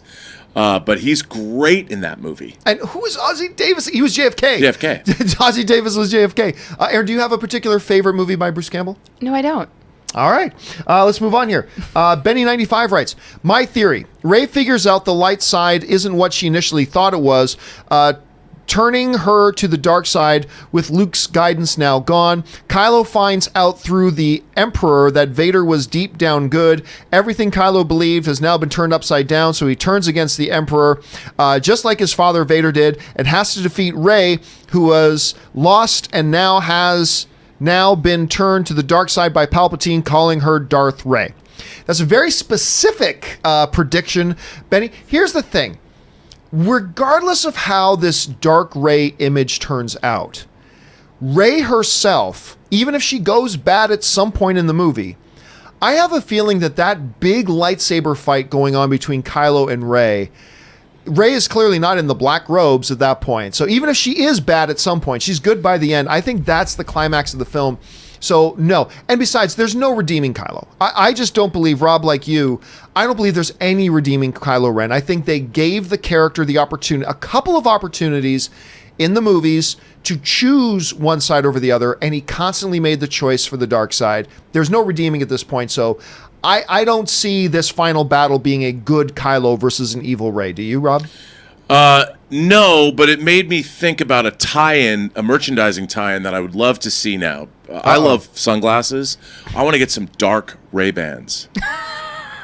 Ray-Bans. Dark Ray-Bans. Ray-Bans. Dark Ray bands. Yeah. I don't know. Ray-Bans. Do you think there's any possibility here, Erin, that by the end of this last Star Wars movie that we're going to have a good guy Kylo and a bad guy Rey? There's only so many times that someone can mess up before an audience just goes, yeah, I don't really trust you anymore. And I think we've hit that point. All right. Kylo is irredeemably bad. He killed Han Solo in cold blood. He must die. All right, next up, Ben Burnside. I guess this is the follow-up to that first one. Wrong you do, he's gonna see. When you're in Texas, look behind you. Oh, Walker, Texas Ranger. Is that what that's from? It's gotta be. I guess that would make sense. I think I've seen 3 or 4 episodes of Walker, Texas Ranger when I was in college when they were filming that. I was in college in Dallas, and when I told everybody at work that I was moving to Los Angeles to be an actor, they were like, "Why would you move all the way to Los Angeles? We got Walker, Texas Ranger right down the road." When Walker, Texas Ranger is your career path, and your only option, because that's the only thing that I was like, I guess I'll be an extra on the show for a couple episodes, but that's about it. But you know what? Hey, I good for them for bringing all that business to Texas and employing all those people. I'm always happy when I see productions. Well, you know something about that. I mean, like a show where nobody shoots anything, like Detroit. Like you guys went and you shot like Detroit 187 out there, which brought a lot there, and that meant a lot to the community. It was great. There. Like the number of people. I mean, we had almost 200 extras every single episode that had employment that didn't have employment before. That's great. All right. Next up, Nathan Oswald writes, this is true. I want a Dark Ray hot toy. Me too. Yeah, because that image is so badass. I would totally love that Dark Ray hot toy. All right, Alex Pitt writes, I hope Rob was wearing his white pants when Moon Knight was announced. Well, let's just say that I ripped the buttons on my jeans. They just popped right off. I'm telling you, I remember thinking, my first thought sitting in that presentation for D23, it's like, God, I wish Rob was here to see this. And then I remember thinking, yeah, do I? Yeah, I would have. Should he? Yeah, it would have been bad. It might not be the a good people around scene. me. I would have had to. It would have been bad. Nathan Oswald writes, guess this quote. I promised our staff a 3-course dinner at my favorite table served at McDonald's. Reserved at McDonald's. Reserved at, what did I say? Served. It doesn't matter. Oh, right. Reserved at McDonald's. I don't know it. I don't know. It sounds like something from The Office, but I don't know off the top of my head. You guys have any guesses? All right. Kevin Lewis writes, if any of you guys know it, jump into the live chat and give your guess. Kevin Lewis writes, I told you 5 months ago we are going to get She-Hulk, and you poo-pooed the idea. How would you like your crow serve, JC? Medium well done. Here's the thing. Here's the thing. No, seriously, I love this. Let me say why. There's so many people who make like 15,000 predictions a day, right? None of them come right. And when one of them do, then they want to go, hey, I told you. Except, of course, the 15,000 other things they completely get wrong. So, look, I didn't think they were going to do She-Hulk. And by the way, Kevin, you're not the only person who thought they would do She-Hulk. There were many others. I simply didn't think so because of the convoluted nature of the Universal deal. I didn't know, and I certainly didn't suspect. At least I thought there was a high probability that the deal with Universal, I never questioned that Marvel may want to do a She-Hulk. My questioning was, and why this caught a lot of people by surprise, was what was the nature of the legal arrangement between Universal and Marvel regarding the rights of Hulk? And She-Hulk as a derivative character, did that just apply? I think a lot of us just assumed that it did. So, I mean, yeah, and I was the first one to say when they came, I was like, I didn't think they could do this. So clearly, there's a significant difference between the Spider-Man deal and this. This is not a production deal. This is simply a distribution deal. So clearly there were some differences there, but it caught a lot of people by surprise because of the ambiguity of what's going on with the legal arrangements of it. I never wondered whether or not Disney would want to make a She-Hulk. It was always about whether they legally could. And clearly they can, but not many people knew that. Not many people knew that. Anyway, let's move on here. Okay, Nathan Oswald writes, after Holland's run as Spider-Man is over, I hope the next one isn't another British dude. I don't care. Who cares if he's British? I don't care if he's a fish monster made up. As long as he looks like he's human, then I'm fine. I don't care whether it's a British dude or not. As long as when I'm watching the movie, I believe that's Peter Parker.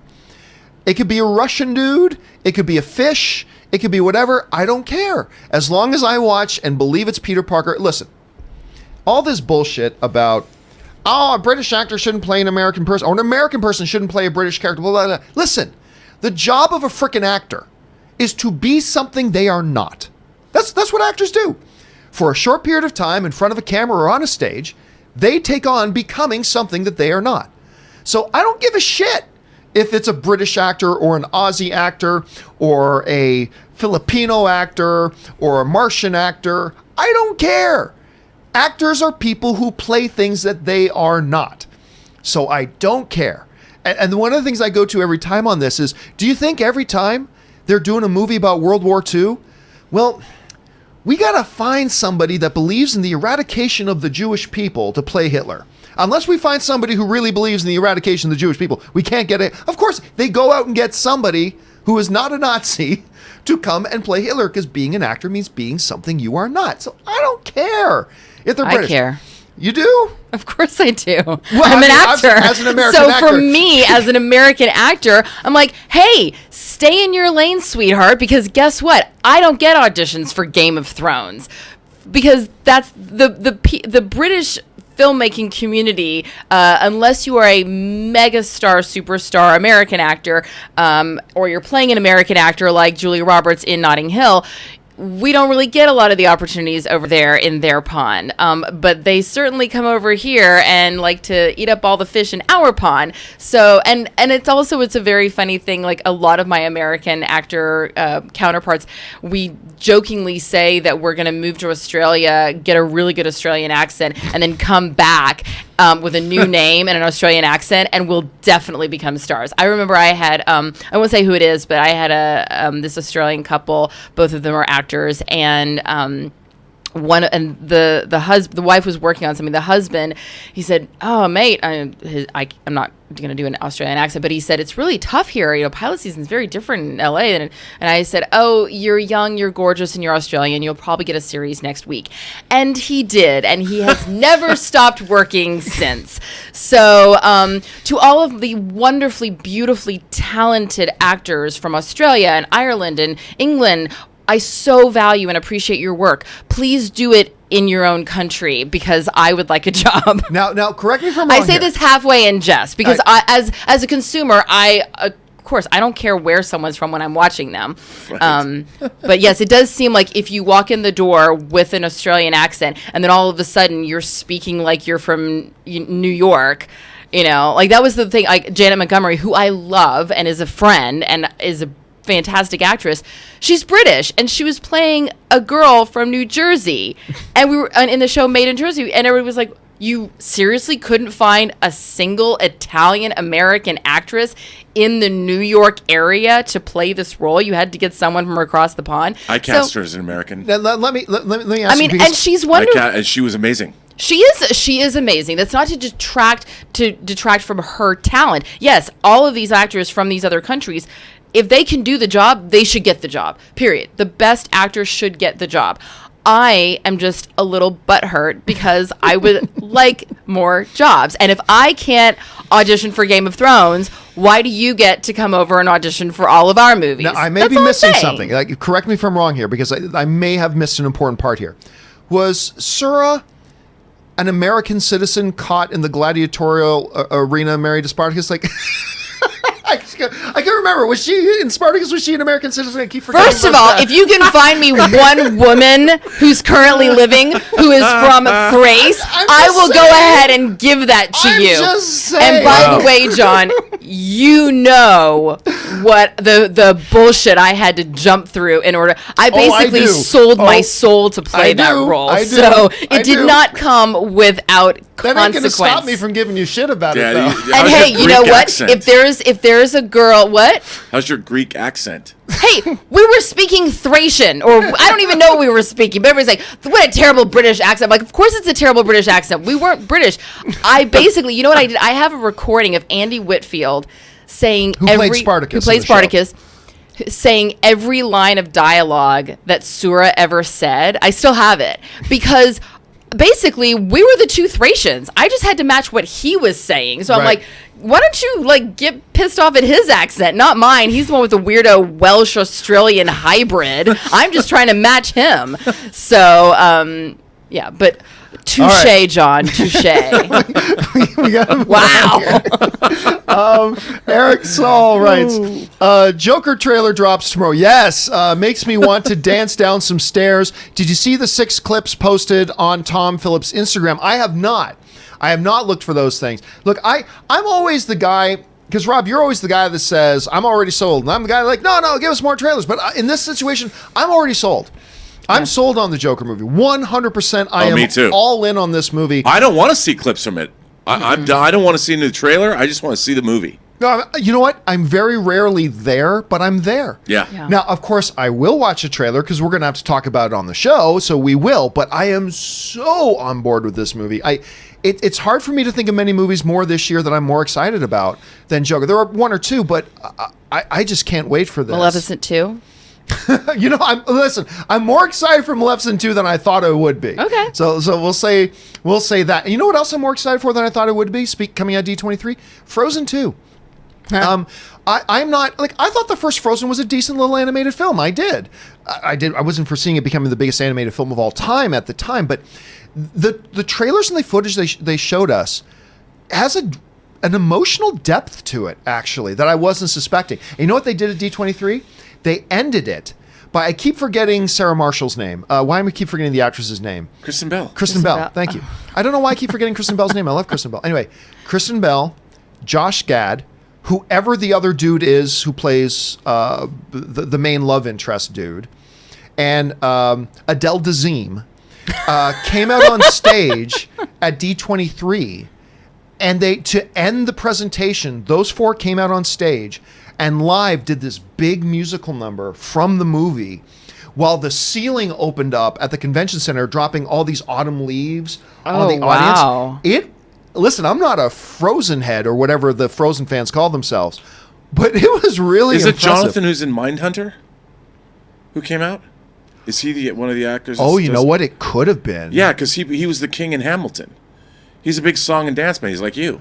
That could have been him. No, John's a song and dance guy. He knows Okay. more about musicals Idina than anybody I Menzel, know. by the way, for those. I know, yeah. No, I know, but for those who don't know, it was Idina Menzel, whose name was so famously butchered by John Travolta when You know what I was Yeah. impressed by? I was announced her as really a deemed- impressed by our viewers because I made a joke about that. I said Adele Dazeem just came on stage, and everybody instantly Adele started making all Dazeem. these John Travolta jokes. Like everybody got the reference. I was Yeah, so yeah. impressed with all of our viewers that everybody got the reference that I thought was good. But anyway, okay, sorry. Let's keep moving on here. Next up.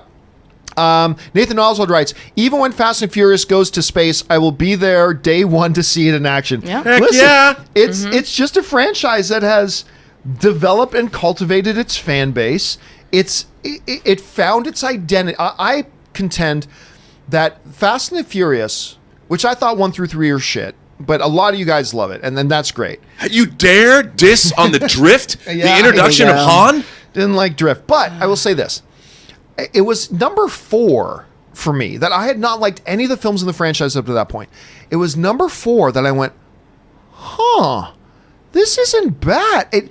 To me, it was number 4 where the franchise found its identity as it exists today and led to all the, well, as you call number 5 as being what the Citizen Kane of the... Fast 5 is the Citizen Kane of the Fast and Furious franchise. I feel like 4 is the one where they found their identity, you know? How And ever patient since of you to sit through 3 of them and then commit to a 4th one, despite the fact that you didn't like I the didn't first want to 3. see it, but it was just like I got to review it, so I'll go see it. And I'm like, I'll go see it, and then I'm watching. It's like, this isn't bad. Bro, you got to watch it Drift one more time, yo. What's up? Come on. Oh, Robert, please don't do that. Rift. But it solidified the fan base it has now. It obviously expanded the fan base, and now they have, for good or for ill, they have really maintained with that identity through their stronger movies, and like the last one was a little bit weaker, but they have catered to that identity since then, and I think the audience has appreciated that. So I agree, man. Even when they go to space, the fans are going to be there. Gal Gadot was introduced in 4. Was that 4 she was in? That's why. That's what you noticed. Is that her lack of acting ability was first portrayed? Anyway. Are you kidding me? Kevin Lewis. You got to get with the program, John. Kevin Lewis writes, over under 50%. R has a DVD, Robert has a DVD of the Andromeda Strain 71. Oh, I might be wrong about this. I have very little doubt he's got the Andromeda Strain. You have it, right, Rob? I have 2, actually. Of course you do. I have the domestic and the Arrow release from the UK. Okay. Directed by Robert Wise, who directed Star Trek The Motion Picture, Sound of Music, and West Side Story. Whew. This is why Robert's here, man. Let's see where we at here. Speaking of Sound of Music, so sorry. Did you guys know that the Van Trapp grandchildren are actual singers? The Von Trapp fan. I went to see Pink Martini at the Hollywood Bowl, and they brought out 3 of the legit grandchildren of one of the Von Trapps, the youngest one who was portrayed in the film, and they came out and they sing like doves. Just beautiful. Of course, I love that that's a thing. I love that that's actually the Von real. Trapp. Yeah, and they all have the Von Trapp as their last name, and they sing together as the Von Trapps, and they're wonderful. Like, you only have 2 options. If your last name is Von Trapp, you're either a supervillain or you sing. I mean, True. I don't think there's a third option there if your last name They is literally did say that they Von had Trapp. a 5th sibling, and they didn't mention what that 5th sibling was doing. Probably in a Texas jail with Woody Harrelson's dad. Yep. Somewhere, Way to bring it back, John. Nice. That's a callback. Nathan Oswald writes, remember, John, don't fall for the banana in the tailpipe. You're not going to fall for the banana in the tailpipe? What's that from? Come on, dude. Why am no, it's going over my head. I'm forgetting. That's some Beverly Hills Cop, yo! Oh, God. He's doing it again. Sorry. Make Robert stop that. David Tapia writes, Disney is running a promo. If you are at a D23, they did announce this. If you are a D23 member, you save $23 per year on Disney Plus. If you prepay for 3 years, works even with free D23 membership. They actually, one of the things they promote. That's a great deal. When we were there, it says everybody who's here at D23, they have these kiosks all over the place. If you were at D23, you could go up, sign up for 3 years, and you got, I think it was over the course of 3 years, you save $70, which wasn't bad. I didn't do it, even though I should have, because I'm totally planning on signing up for Disney Plus anyway. But I guess they've extended that deal to anybody who's a member of D23, even with free membership. So there you go, everybody. Go sign up for your free membership and then sign up for D23 in advance, and you save yourself a little bit of cash. I mean, And then they have you for 3 years. and then they have you for 3 years. Not too shabby, Disney Plus. It's $200 for 3 years. That's not bad. That's actually not too bad. All right, just a couple more here that we'll do with Erin and Rob here. Marie Seafring writes, did any of the D23 Star Wars footage show Carrie Fisher? Yes. It's actually in the video that you can see online. One of the shots. Again, all the footage of her is footage that they shot for The Force Awakens that didn't get used in The Force Awakens. And, J.J. Abrams said at that presentation, he goes, the thing is, Leia's at the heart of the story. We couldn't not have Leia in it. So they had to figure out how they were going to do it. And they went with the old footage idea to make that fit. I got a feeling they probably found a way to do it pretty convincingly. So we'll keep our ways. I'm sure there's probably shots from behind with a body double that they use as well to Deep fake. Yeah, maybe a little bit of deep fake. Although they said they're not going to do any digital stuff, but we'll see if they do just a little things. If as long as it looks fine, I'm sure we'll all forgive them for it. So there's that. Nathan Oswald writes, how do works like Christmas Carol, Dracula, and Tarzan become public domain? Well, look, public domain is a very good thing for culture, for society, but I believe a lot of these things keep getting adjudicated and they get extensions put on it, and Disney ain't letting anything of theirs ever fall into public domain, and Disney has been at the forefront of pushing all that kind of stuff. But normally, what is the normal window of time, Rob? I don't know. They keep changing it. I mean, they've changed it throughout our lifetime. Yeah, but it's changed at least 3 or 4 times that I know of. You look at Edgar Rice Burroughs, or you look at Jules Verne, or you look at what was the other thing they said. But it just, things get old. If it's like over 100 years old, it's in the public domain. It used to be like 50 years. Then it was like 70 years. Or crazy stuff happens when they don't protect things, like George Romero's Night of the Living Dead from the late 60s is in the public domain. Ooh. And which is a bummer. But yeah, I mean, the copyright law and all that is a very strange animal, and it keeps getting manipulated by corporations like Disney to hold on to Mickey Mouse and things like that. All right, 2 more quick ones here. Kevin Lewis writes, over under 60%. Robert has a DVD of Sugarland Express by Spielberg. You know what? This is one I'm going to go under on. Rob? Why? I have a Blu-ray of Sugarland Express. Well, that counts. That counts. All right, I was wrong on that one. It's actually in a Spielberg box set. Really? Yeah. And none of them have Spielberg commentaries on it, I assume. They do not. Because he does not do commentaries. They do not. I really wish he would. I really wish he would. All right. It's so funny. I should just take pictures of my Blu-ray collection. I'm actually going to move my whole Blu-ray collection, so I'll just post pictures of my entire. It feels like you need like an underground cavern in a mountain or something. Well, I've got friends. Like a special man cave that you can just go and just touch all the DVDs and all the Blu-rays and take pictures of them and with them, selfies. I have less than 3,000 Blu-rays. I have less than 3,000 Blu-rays. Well, less than 3,000. As long as you're being a minimalist about it. I know people who have a lot more than I do. Come back but mine when are you're curated. Serious. All right. Frode Troelso writes, big fan from Denmark here. Well, thank you, Frode. Me and my girlfriend love your show. Your channel is the best movie news source. And damn, that Black Widow poster, though.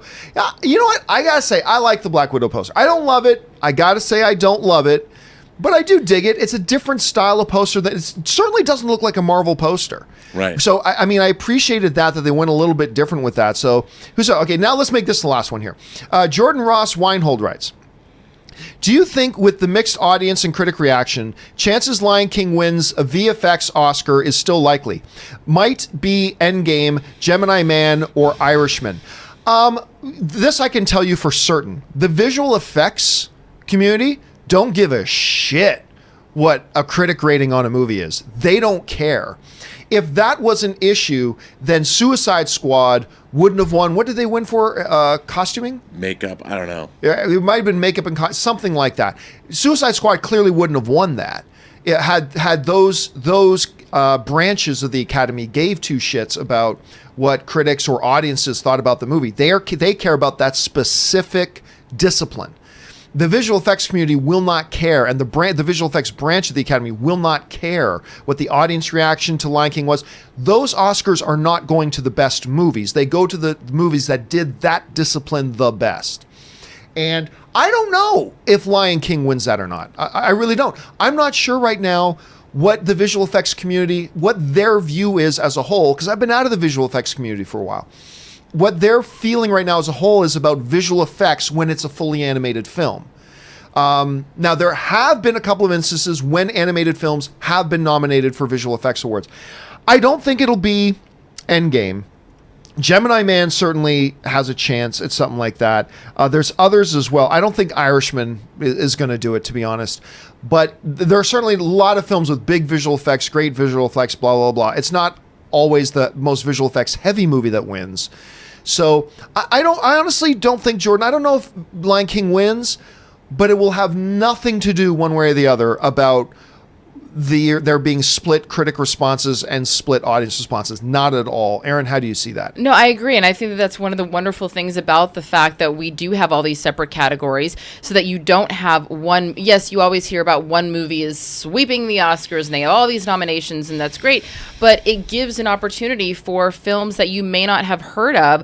I mean, I watched this short film, Diddy? No, it's not the end of a sentence, something like that. It's a short film that won the Oscar this year. Period. Yes. Period, not the end of a sentence, something like that. And it was a brilliant short Ann film. and I sat down and watched and that. I never would have really seen good. it if I didn't watch the acceptance speech, which was so wonderful and charismatic. And I love actually learning about some of these more obscure films that I otherwise wouldn't know about because someone from the sound mixing wins the Academy Award, and then they get up there and they give this impassioned speech, and I go, oh, well, I'm going to go check that movie out now. So I'm really happy about the fact that when people of those categories are voting for the Oscar, that they're really focusing on the work of the category and not whatever film, was the biggest box office draw that year. Rob, how do you think they're going to approach like Lion King? Well, I'm a special effects junkie. I'm the guy that's been buying Cinefex magazine since issue 1, and I would direct anyone who's interested in how The Lion King was made, because Favreau's pioneering new virtual camera technology while they're making these movies that was again applied to how they made The Mandalorian. The Cinefex article on The Lion King is an amazing article. It's fascinating, and I think it has an absolute shot. As a matter of fact, I would say it is the front runner to win the Visual Effects Academy Award this year. All right, guys, listen. That's going to wrap up today's edition here with Rob and Erin being here. They both have things they've got to go off and do. We're going to continue on, though, with the show, and I'm going to be taking more questions here. We still got about 20 minutes left here for the show. But, Rob, again, thank you for gracing us with your omnipotence, with your presence, with your knowledge, with your grace. Yo! Meyer Burnett. Stop it. People find you online, sir. You can find me on Twitter at BurnettRM. Find me on Instagram at RMBurnett, or find me on my own YouTube channel, The Burnettwork, and its adjacent website, theburnettwork.net. And, of course, the equally graceful, the equally omnipotent, the wonderful Erin Cummings is here, ladies and gentlemen. Erin, where can people find you? Well, this week you can find me in Hawaii because I'm setting sail tomorrow for the beautiful people can find me at Erin L. Cummings on Instagram and Twitter. And a new episode of Kappa Kappa Cancer has dropped on the podcast waves. So wherever you listen to podcasts, go check out Kappa Kappa Cancer. What island? We're starting out in Oahu, and then we're going to Lanai. Ooh. Nice. I've never been to Hawaii. I've never been to Lanai. And keeps trying to get me to go. I'm officiating a wedding this weekend in Lanai. That's right. Mm-hmm. All right, well, you guys have fun. And, we will see you next week, Erin, when you guys are back. All right, guys, with that down, let's now continue on with the show today. Thanks again to Erin and Robert for being here. Okay, we move on now. I can't think of a good username rights. If Rey truly turns to the dark side, having it in a trailer would be stupid. Not at all. Not at all, because you don't know. This is what I keep trying to tell people. Unless you know what the structure of the movie is, if that's a key major plot thread through a movie, you do reveal that. If it's just some thing they pop on you at the end that's a surprise, then you don't reveal that in the trailer. But it's like saying, if Thanos is the bad guy in Infinity War, you shouldn't put him in the trailer. You should surprise everybody that Thanos is in the movie. No, he's a main key part of the movie. That's a key thing of the story. You have to reveal that in the trailer. So, yeah, it all depends, right? There's not a one-size-fits-all answer to this. If Rey's turn to the dark side is a big surprise in the movie that happens like near the end, then yeah, you don't do that. But if that's a key component of one of the major storylines, then yes, you do reveal that in the trailer because that's a main part of the movie. It really all depends. So it's impossible to say. At least we shouldn't be taking the liberty to say whether revealing it is good or bad when we don't know what the structure of the movie is at this point, because we're just speaking in ignorance, which is what we as film fans do because we're speculating. That's part of it. But I think it's far too early to say that one way or the other. I don't agree with that at all. All right. Kevin Lewis writes, over under 20%. Robert Meyer Burnett has a DVD of the Star Wars Holiday Special. He does. I know that. I know. So he does have that. S. Beam writes, one of two. Caught Free Enterprise on Prime Video last night. Funny and entertaining. Shatner was good. This is, of course, the movie that Robert wrote and directed and produced. Shatner was good. Very well done, Rob. Now it's your turn, John. I've been a Patreon supporter for a couple of months and also just became a supporter of PGS as well. How do I find the anniversary? Spaceballs. Hashtag Spaceballs, hashtag 77 Days at Disney. It's if you go through the postings at on our Patreon page, you will find the anniversary there. Just search through the postings on there, and you will find the link to go and watch the anniversary. Thank you for that, SB, and I'm sure Robert appreciates the kind words as well about Free Enterprise. If you guys haven't seen Robert Meyer Burnett's movie Free Enterprise, starring William Shatner, you should go check it out. Okay, Zentrixu writes, I worship at the altar of Werner Herzog. Werner Herzog is a god among men.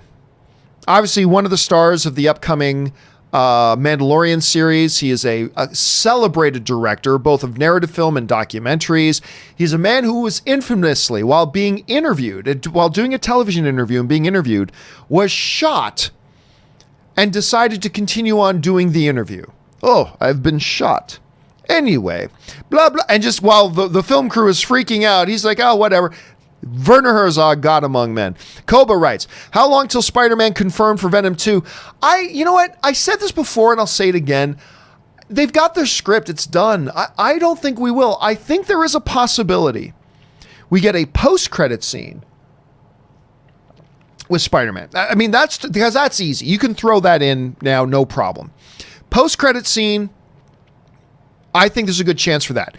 As actually a part of Venom 2, no. The script is done. It's been approved. It's been greenlit. They're doing pre-production already. I don't think they're now going to scrap the script and just start from scratch again. I think they'll probably introduce him in a post-credit scene and then take their time with it. At least that's what I'm guessing. That's my guess. All right, Slim Trav writes, Marvel should use Condor Man to replace Spidey. Oh my God, Condor Man. Guys, I think you can find Condor Man these days actually on YouTube. I'm not 100% sure about that, but I think you can find Condor Man on YouTube these days. You should go check that out. Okay. Where are we at here? Victor Gonzalez writes, what if the Rey shot is actually a spoiler and they felt obligated to put it in the trailer because of the mixed reaction to The Last Jedi? First of all, anything put in a trailer is not a spoiler by definition.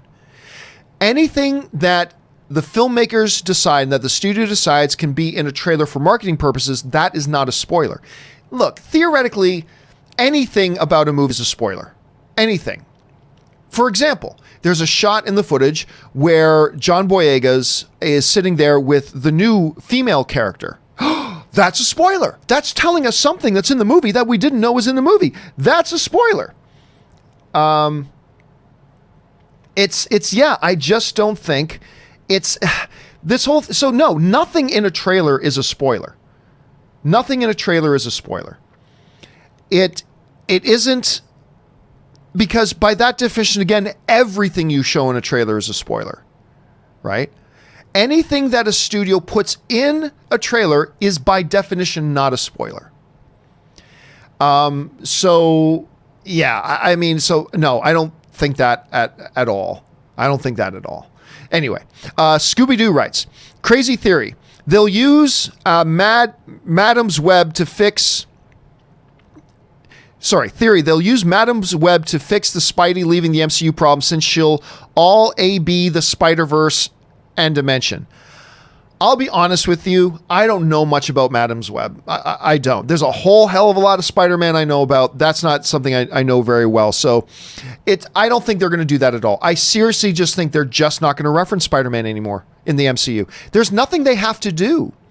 You know, we talked about this on the show the other day, that, you know, Spider-Man had no real influence in the MCU. He had a close connection to Tony Stark, but Tony Stark's now dead. He had no integral connection to any other character in the MCU, at least top-line character in the MCU.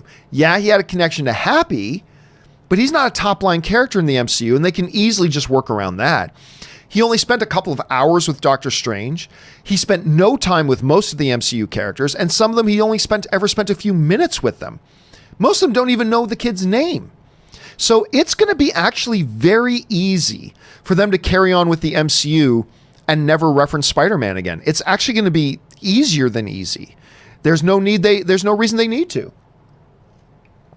Especially with Tony being gone. Now, if Tony was still there, that's a different question. If Tony was still there, how do you explain that? Because Tony was so connected emotionally to the kid. But he's not there anymore. So I don't think it's going to be an issue at all.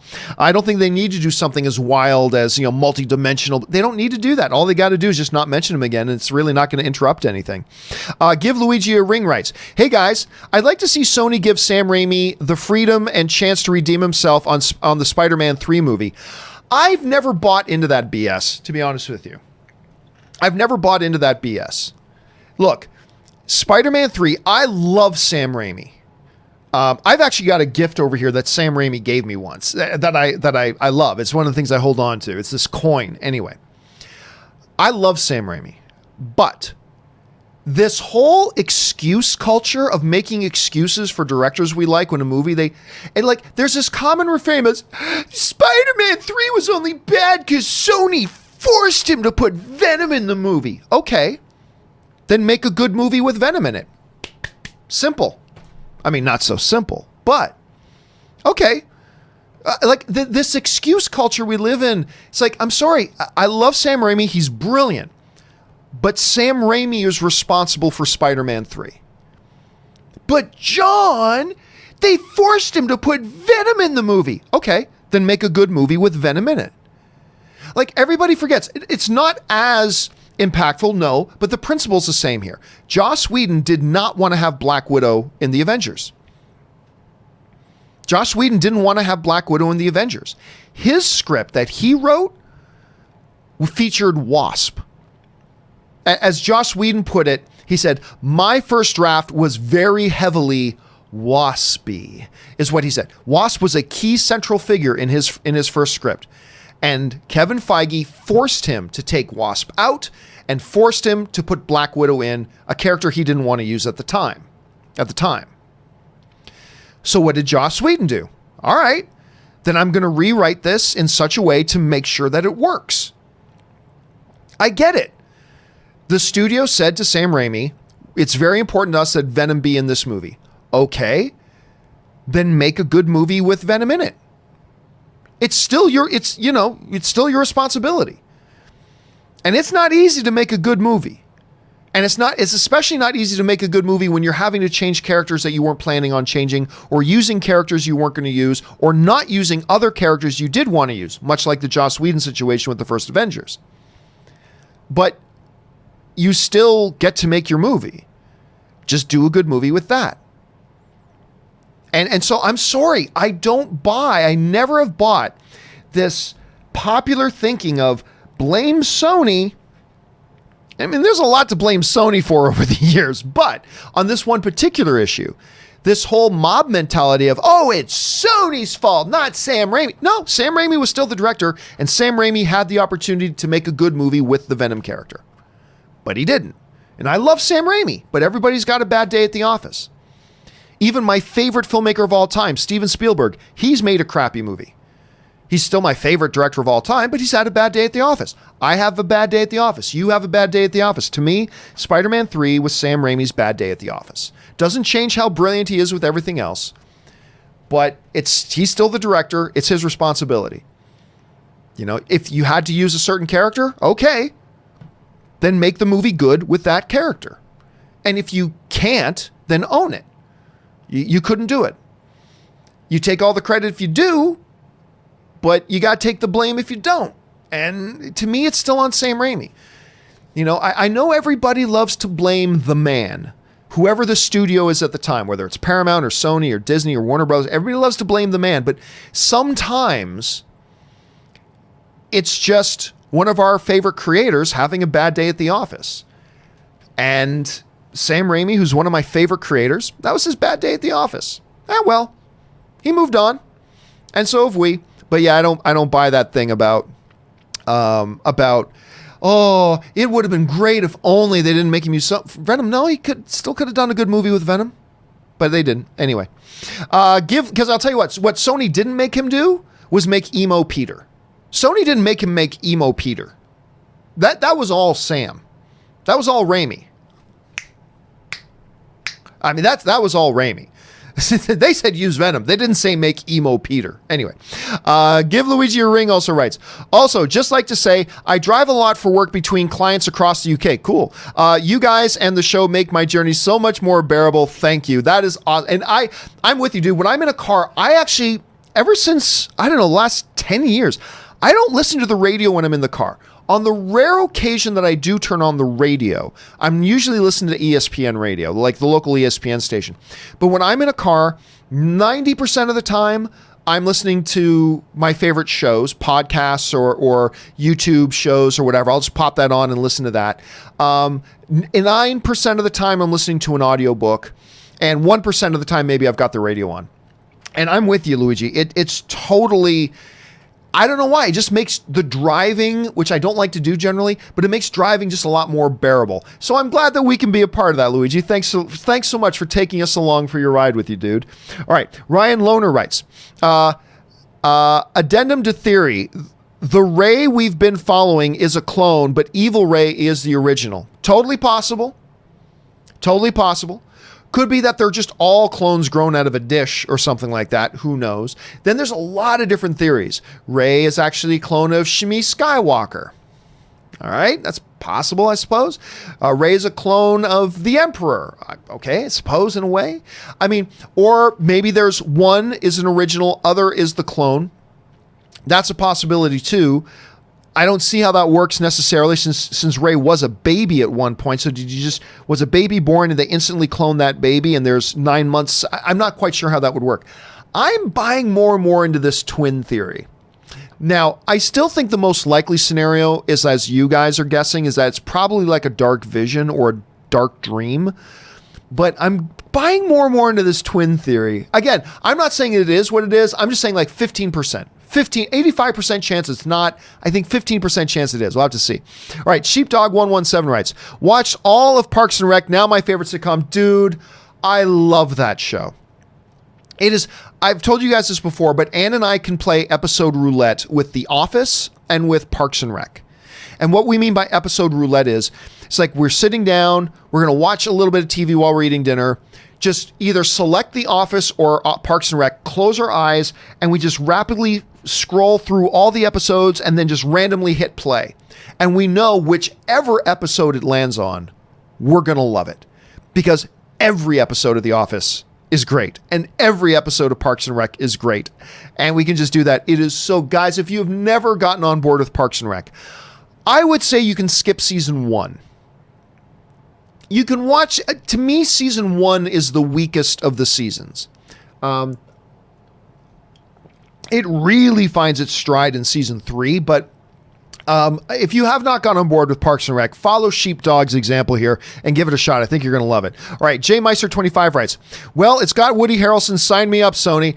Listen, as much as I'm not a big fan of that post-credit scene, there's going to be carnage.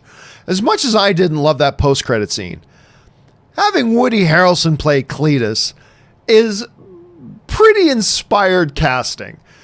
And I'm with you. You sign him up for that, you got me interested. All right, Willow Yang writes, my coworker took his little brother, who still hasn't seen Game of Thrones, to Hobbs and Shaw. Should have warned him not to stay for the credits. I can't remember what happens in the credits now. Like, I'm remembering there's the prank call, which I won't give anything away for. There was that thing with Ryan Reynolds. Is there a big Game of Thrones spoiler in it? I can't remember now. I'm guessing there must be, Will, or else you wouldn't have mentioned it, but I can't remember what it was. By the way, I really enjoyed Hobbs and Shaw. It ain't winning any Oscars or anything like that. It's a dumb movie, but it is a dumb, fun movie, and they delivered the fun. I was entertained by it. Not going to be one of the top 10 best movies of the year, but I was entertained by Hobbs and Shaw. I enjoyed that one. I just can't remember what that reference was at the end, though. Anyway, Jerome Smith writes, just wanted to say thank you all for being great. Oh, thank you so much, Jerome. I appreciate that. You know what I love is that there's so many of you guys who watch the show regularly, and this is what I appreciate the most. And a lot of you guys don't always agree with me. You know, quite often you'll disagree with my point of view, but that's the fact that the thing that makes me appreciate you guys so much is that you guys get it. These discussions are not about agreeing with each other. I mean, many times we will agree, and that's great, but a lot of times it's about the disagreeing. It's about hearing a point of view that isn't the point of view you hold. And my job, I say this all the time, my job as a host, my job as a pundit, I guess, is not to say things you agree with. And my job as a host is not to get you to agree with me.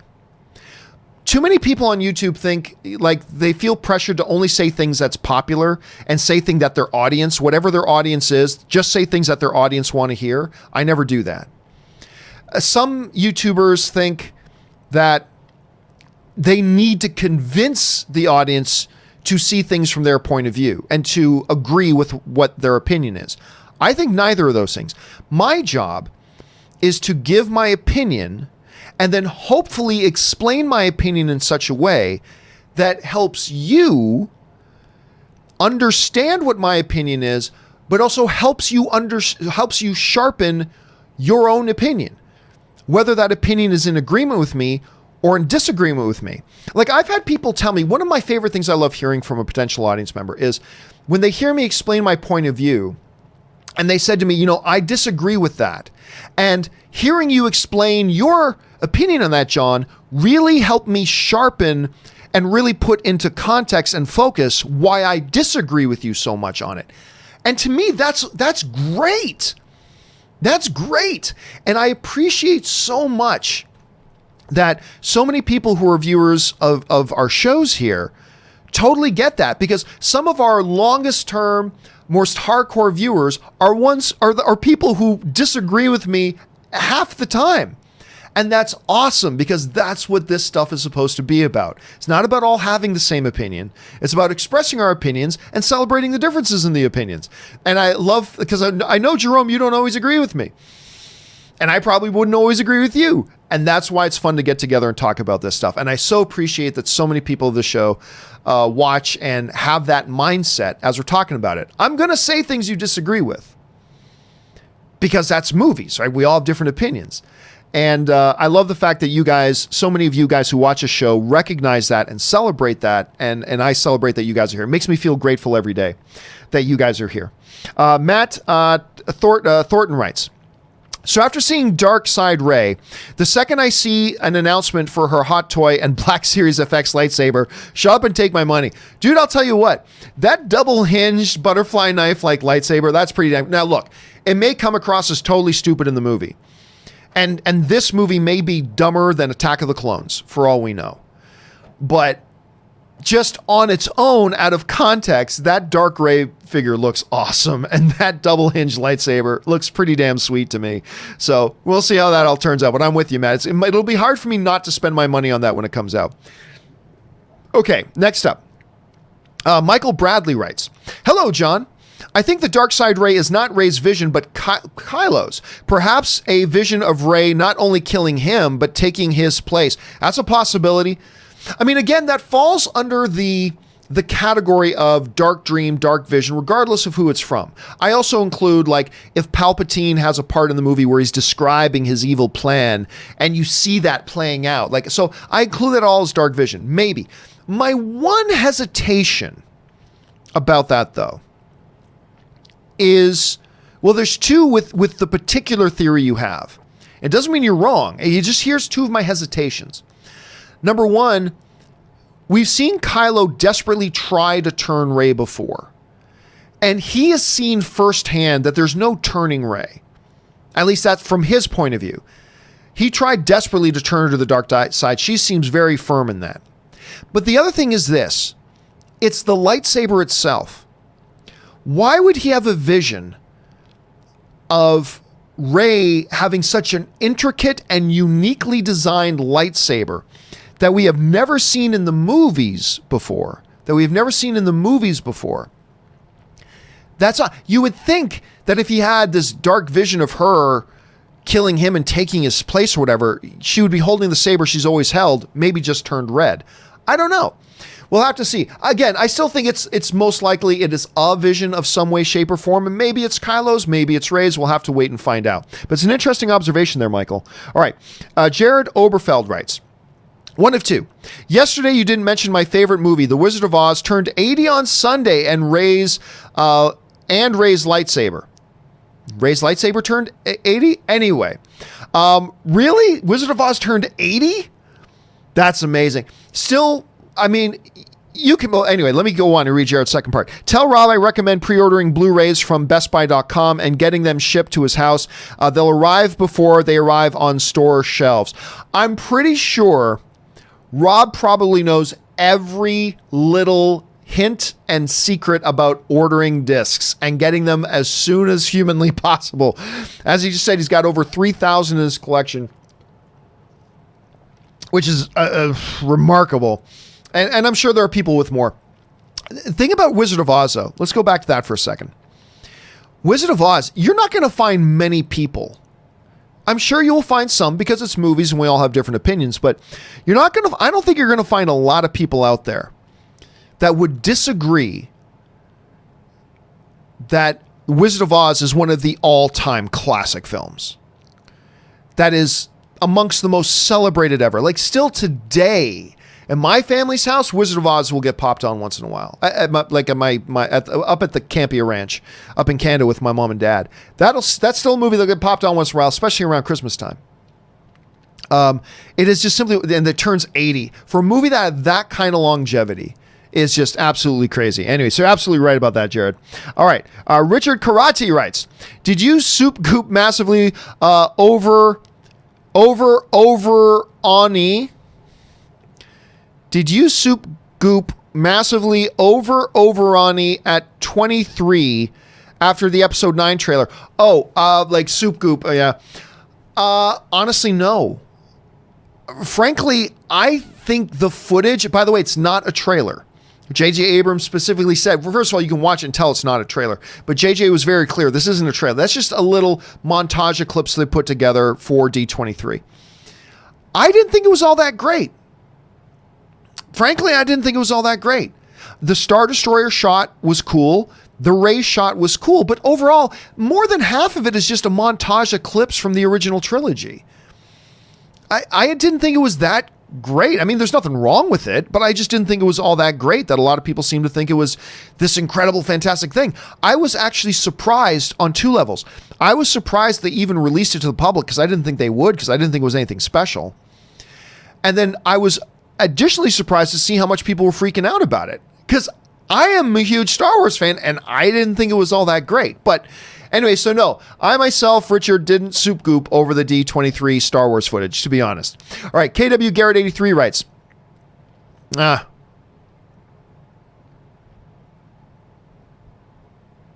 where can I watch your documentary Prince of Peace? I promise I won't send an annoying review.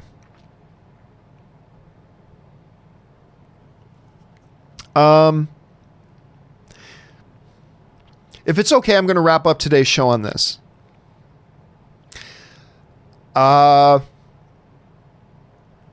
Today's been a hard day for me.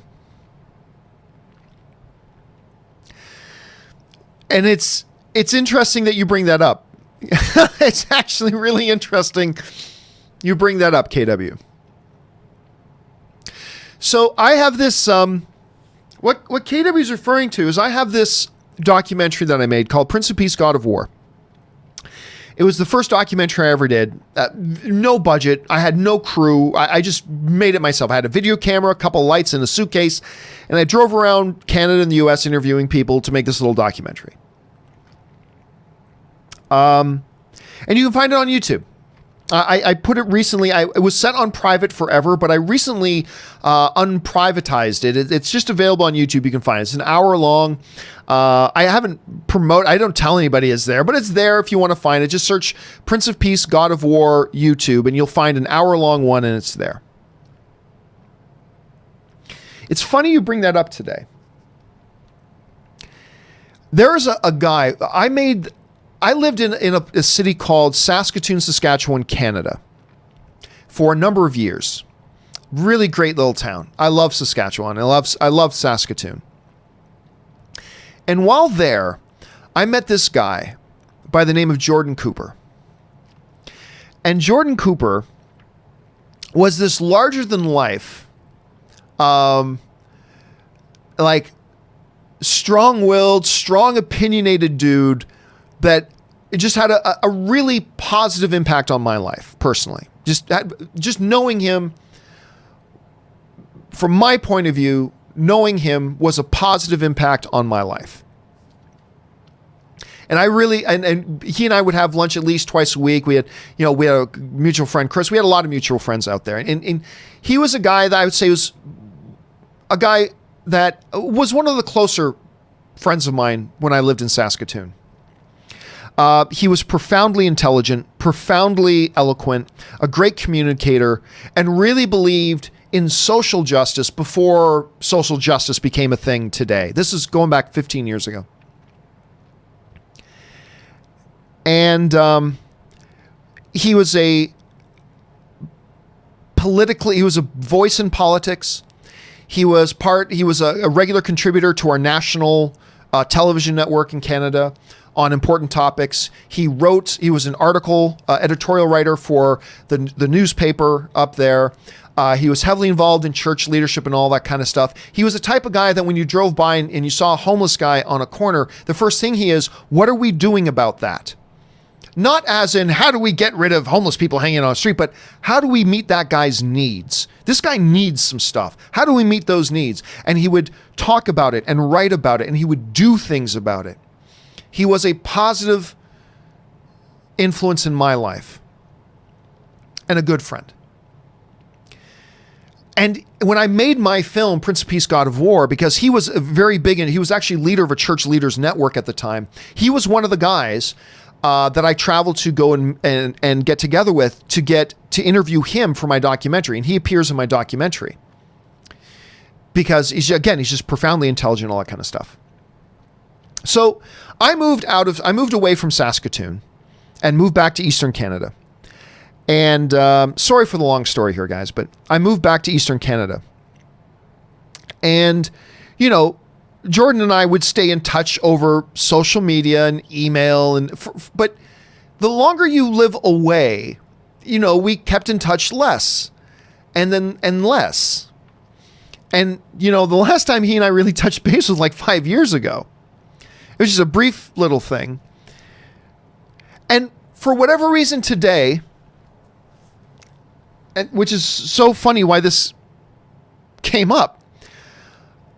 This morning, I'm like, oh my God, I thought about Jordan this morning. And I'm like, oh, I forgot what his social media is. And I did a Google search for Jordan Cooper Saskatoon just so I could find his Twitter handle. So I could, write to him. And the headlines that came up were news articles of Jordan dying. And my friend Jordan had died. And here's the part that really kicks you in the balls. He died a year ago. And I didn't know. I didn't even know that he had died. I didn't even know.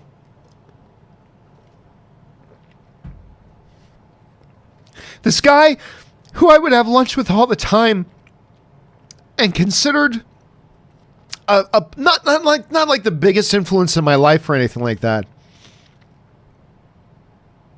But a guy who I considered a positive influence in my life. So all at once, I'm sitting here this morning and I'm trying to process two different things. I'm trying to process that this friend of mine died. And then I'm trying to process that he died a year ago. And I didn't even know.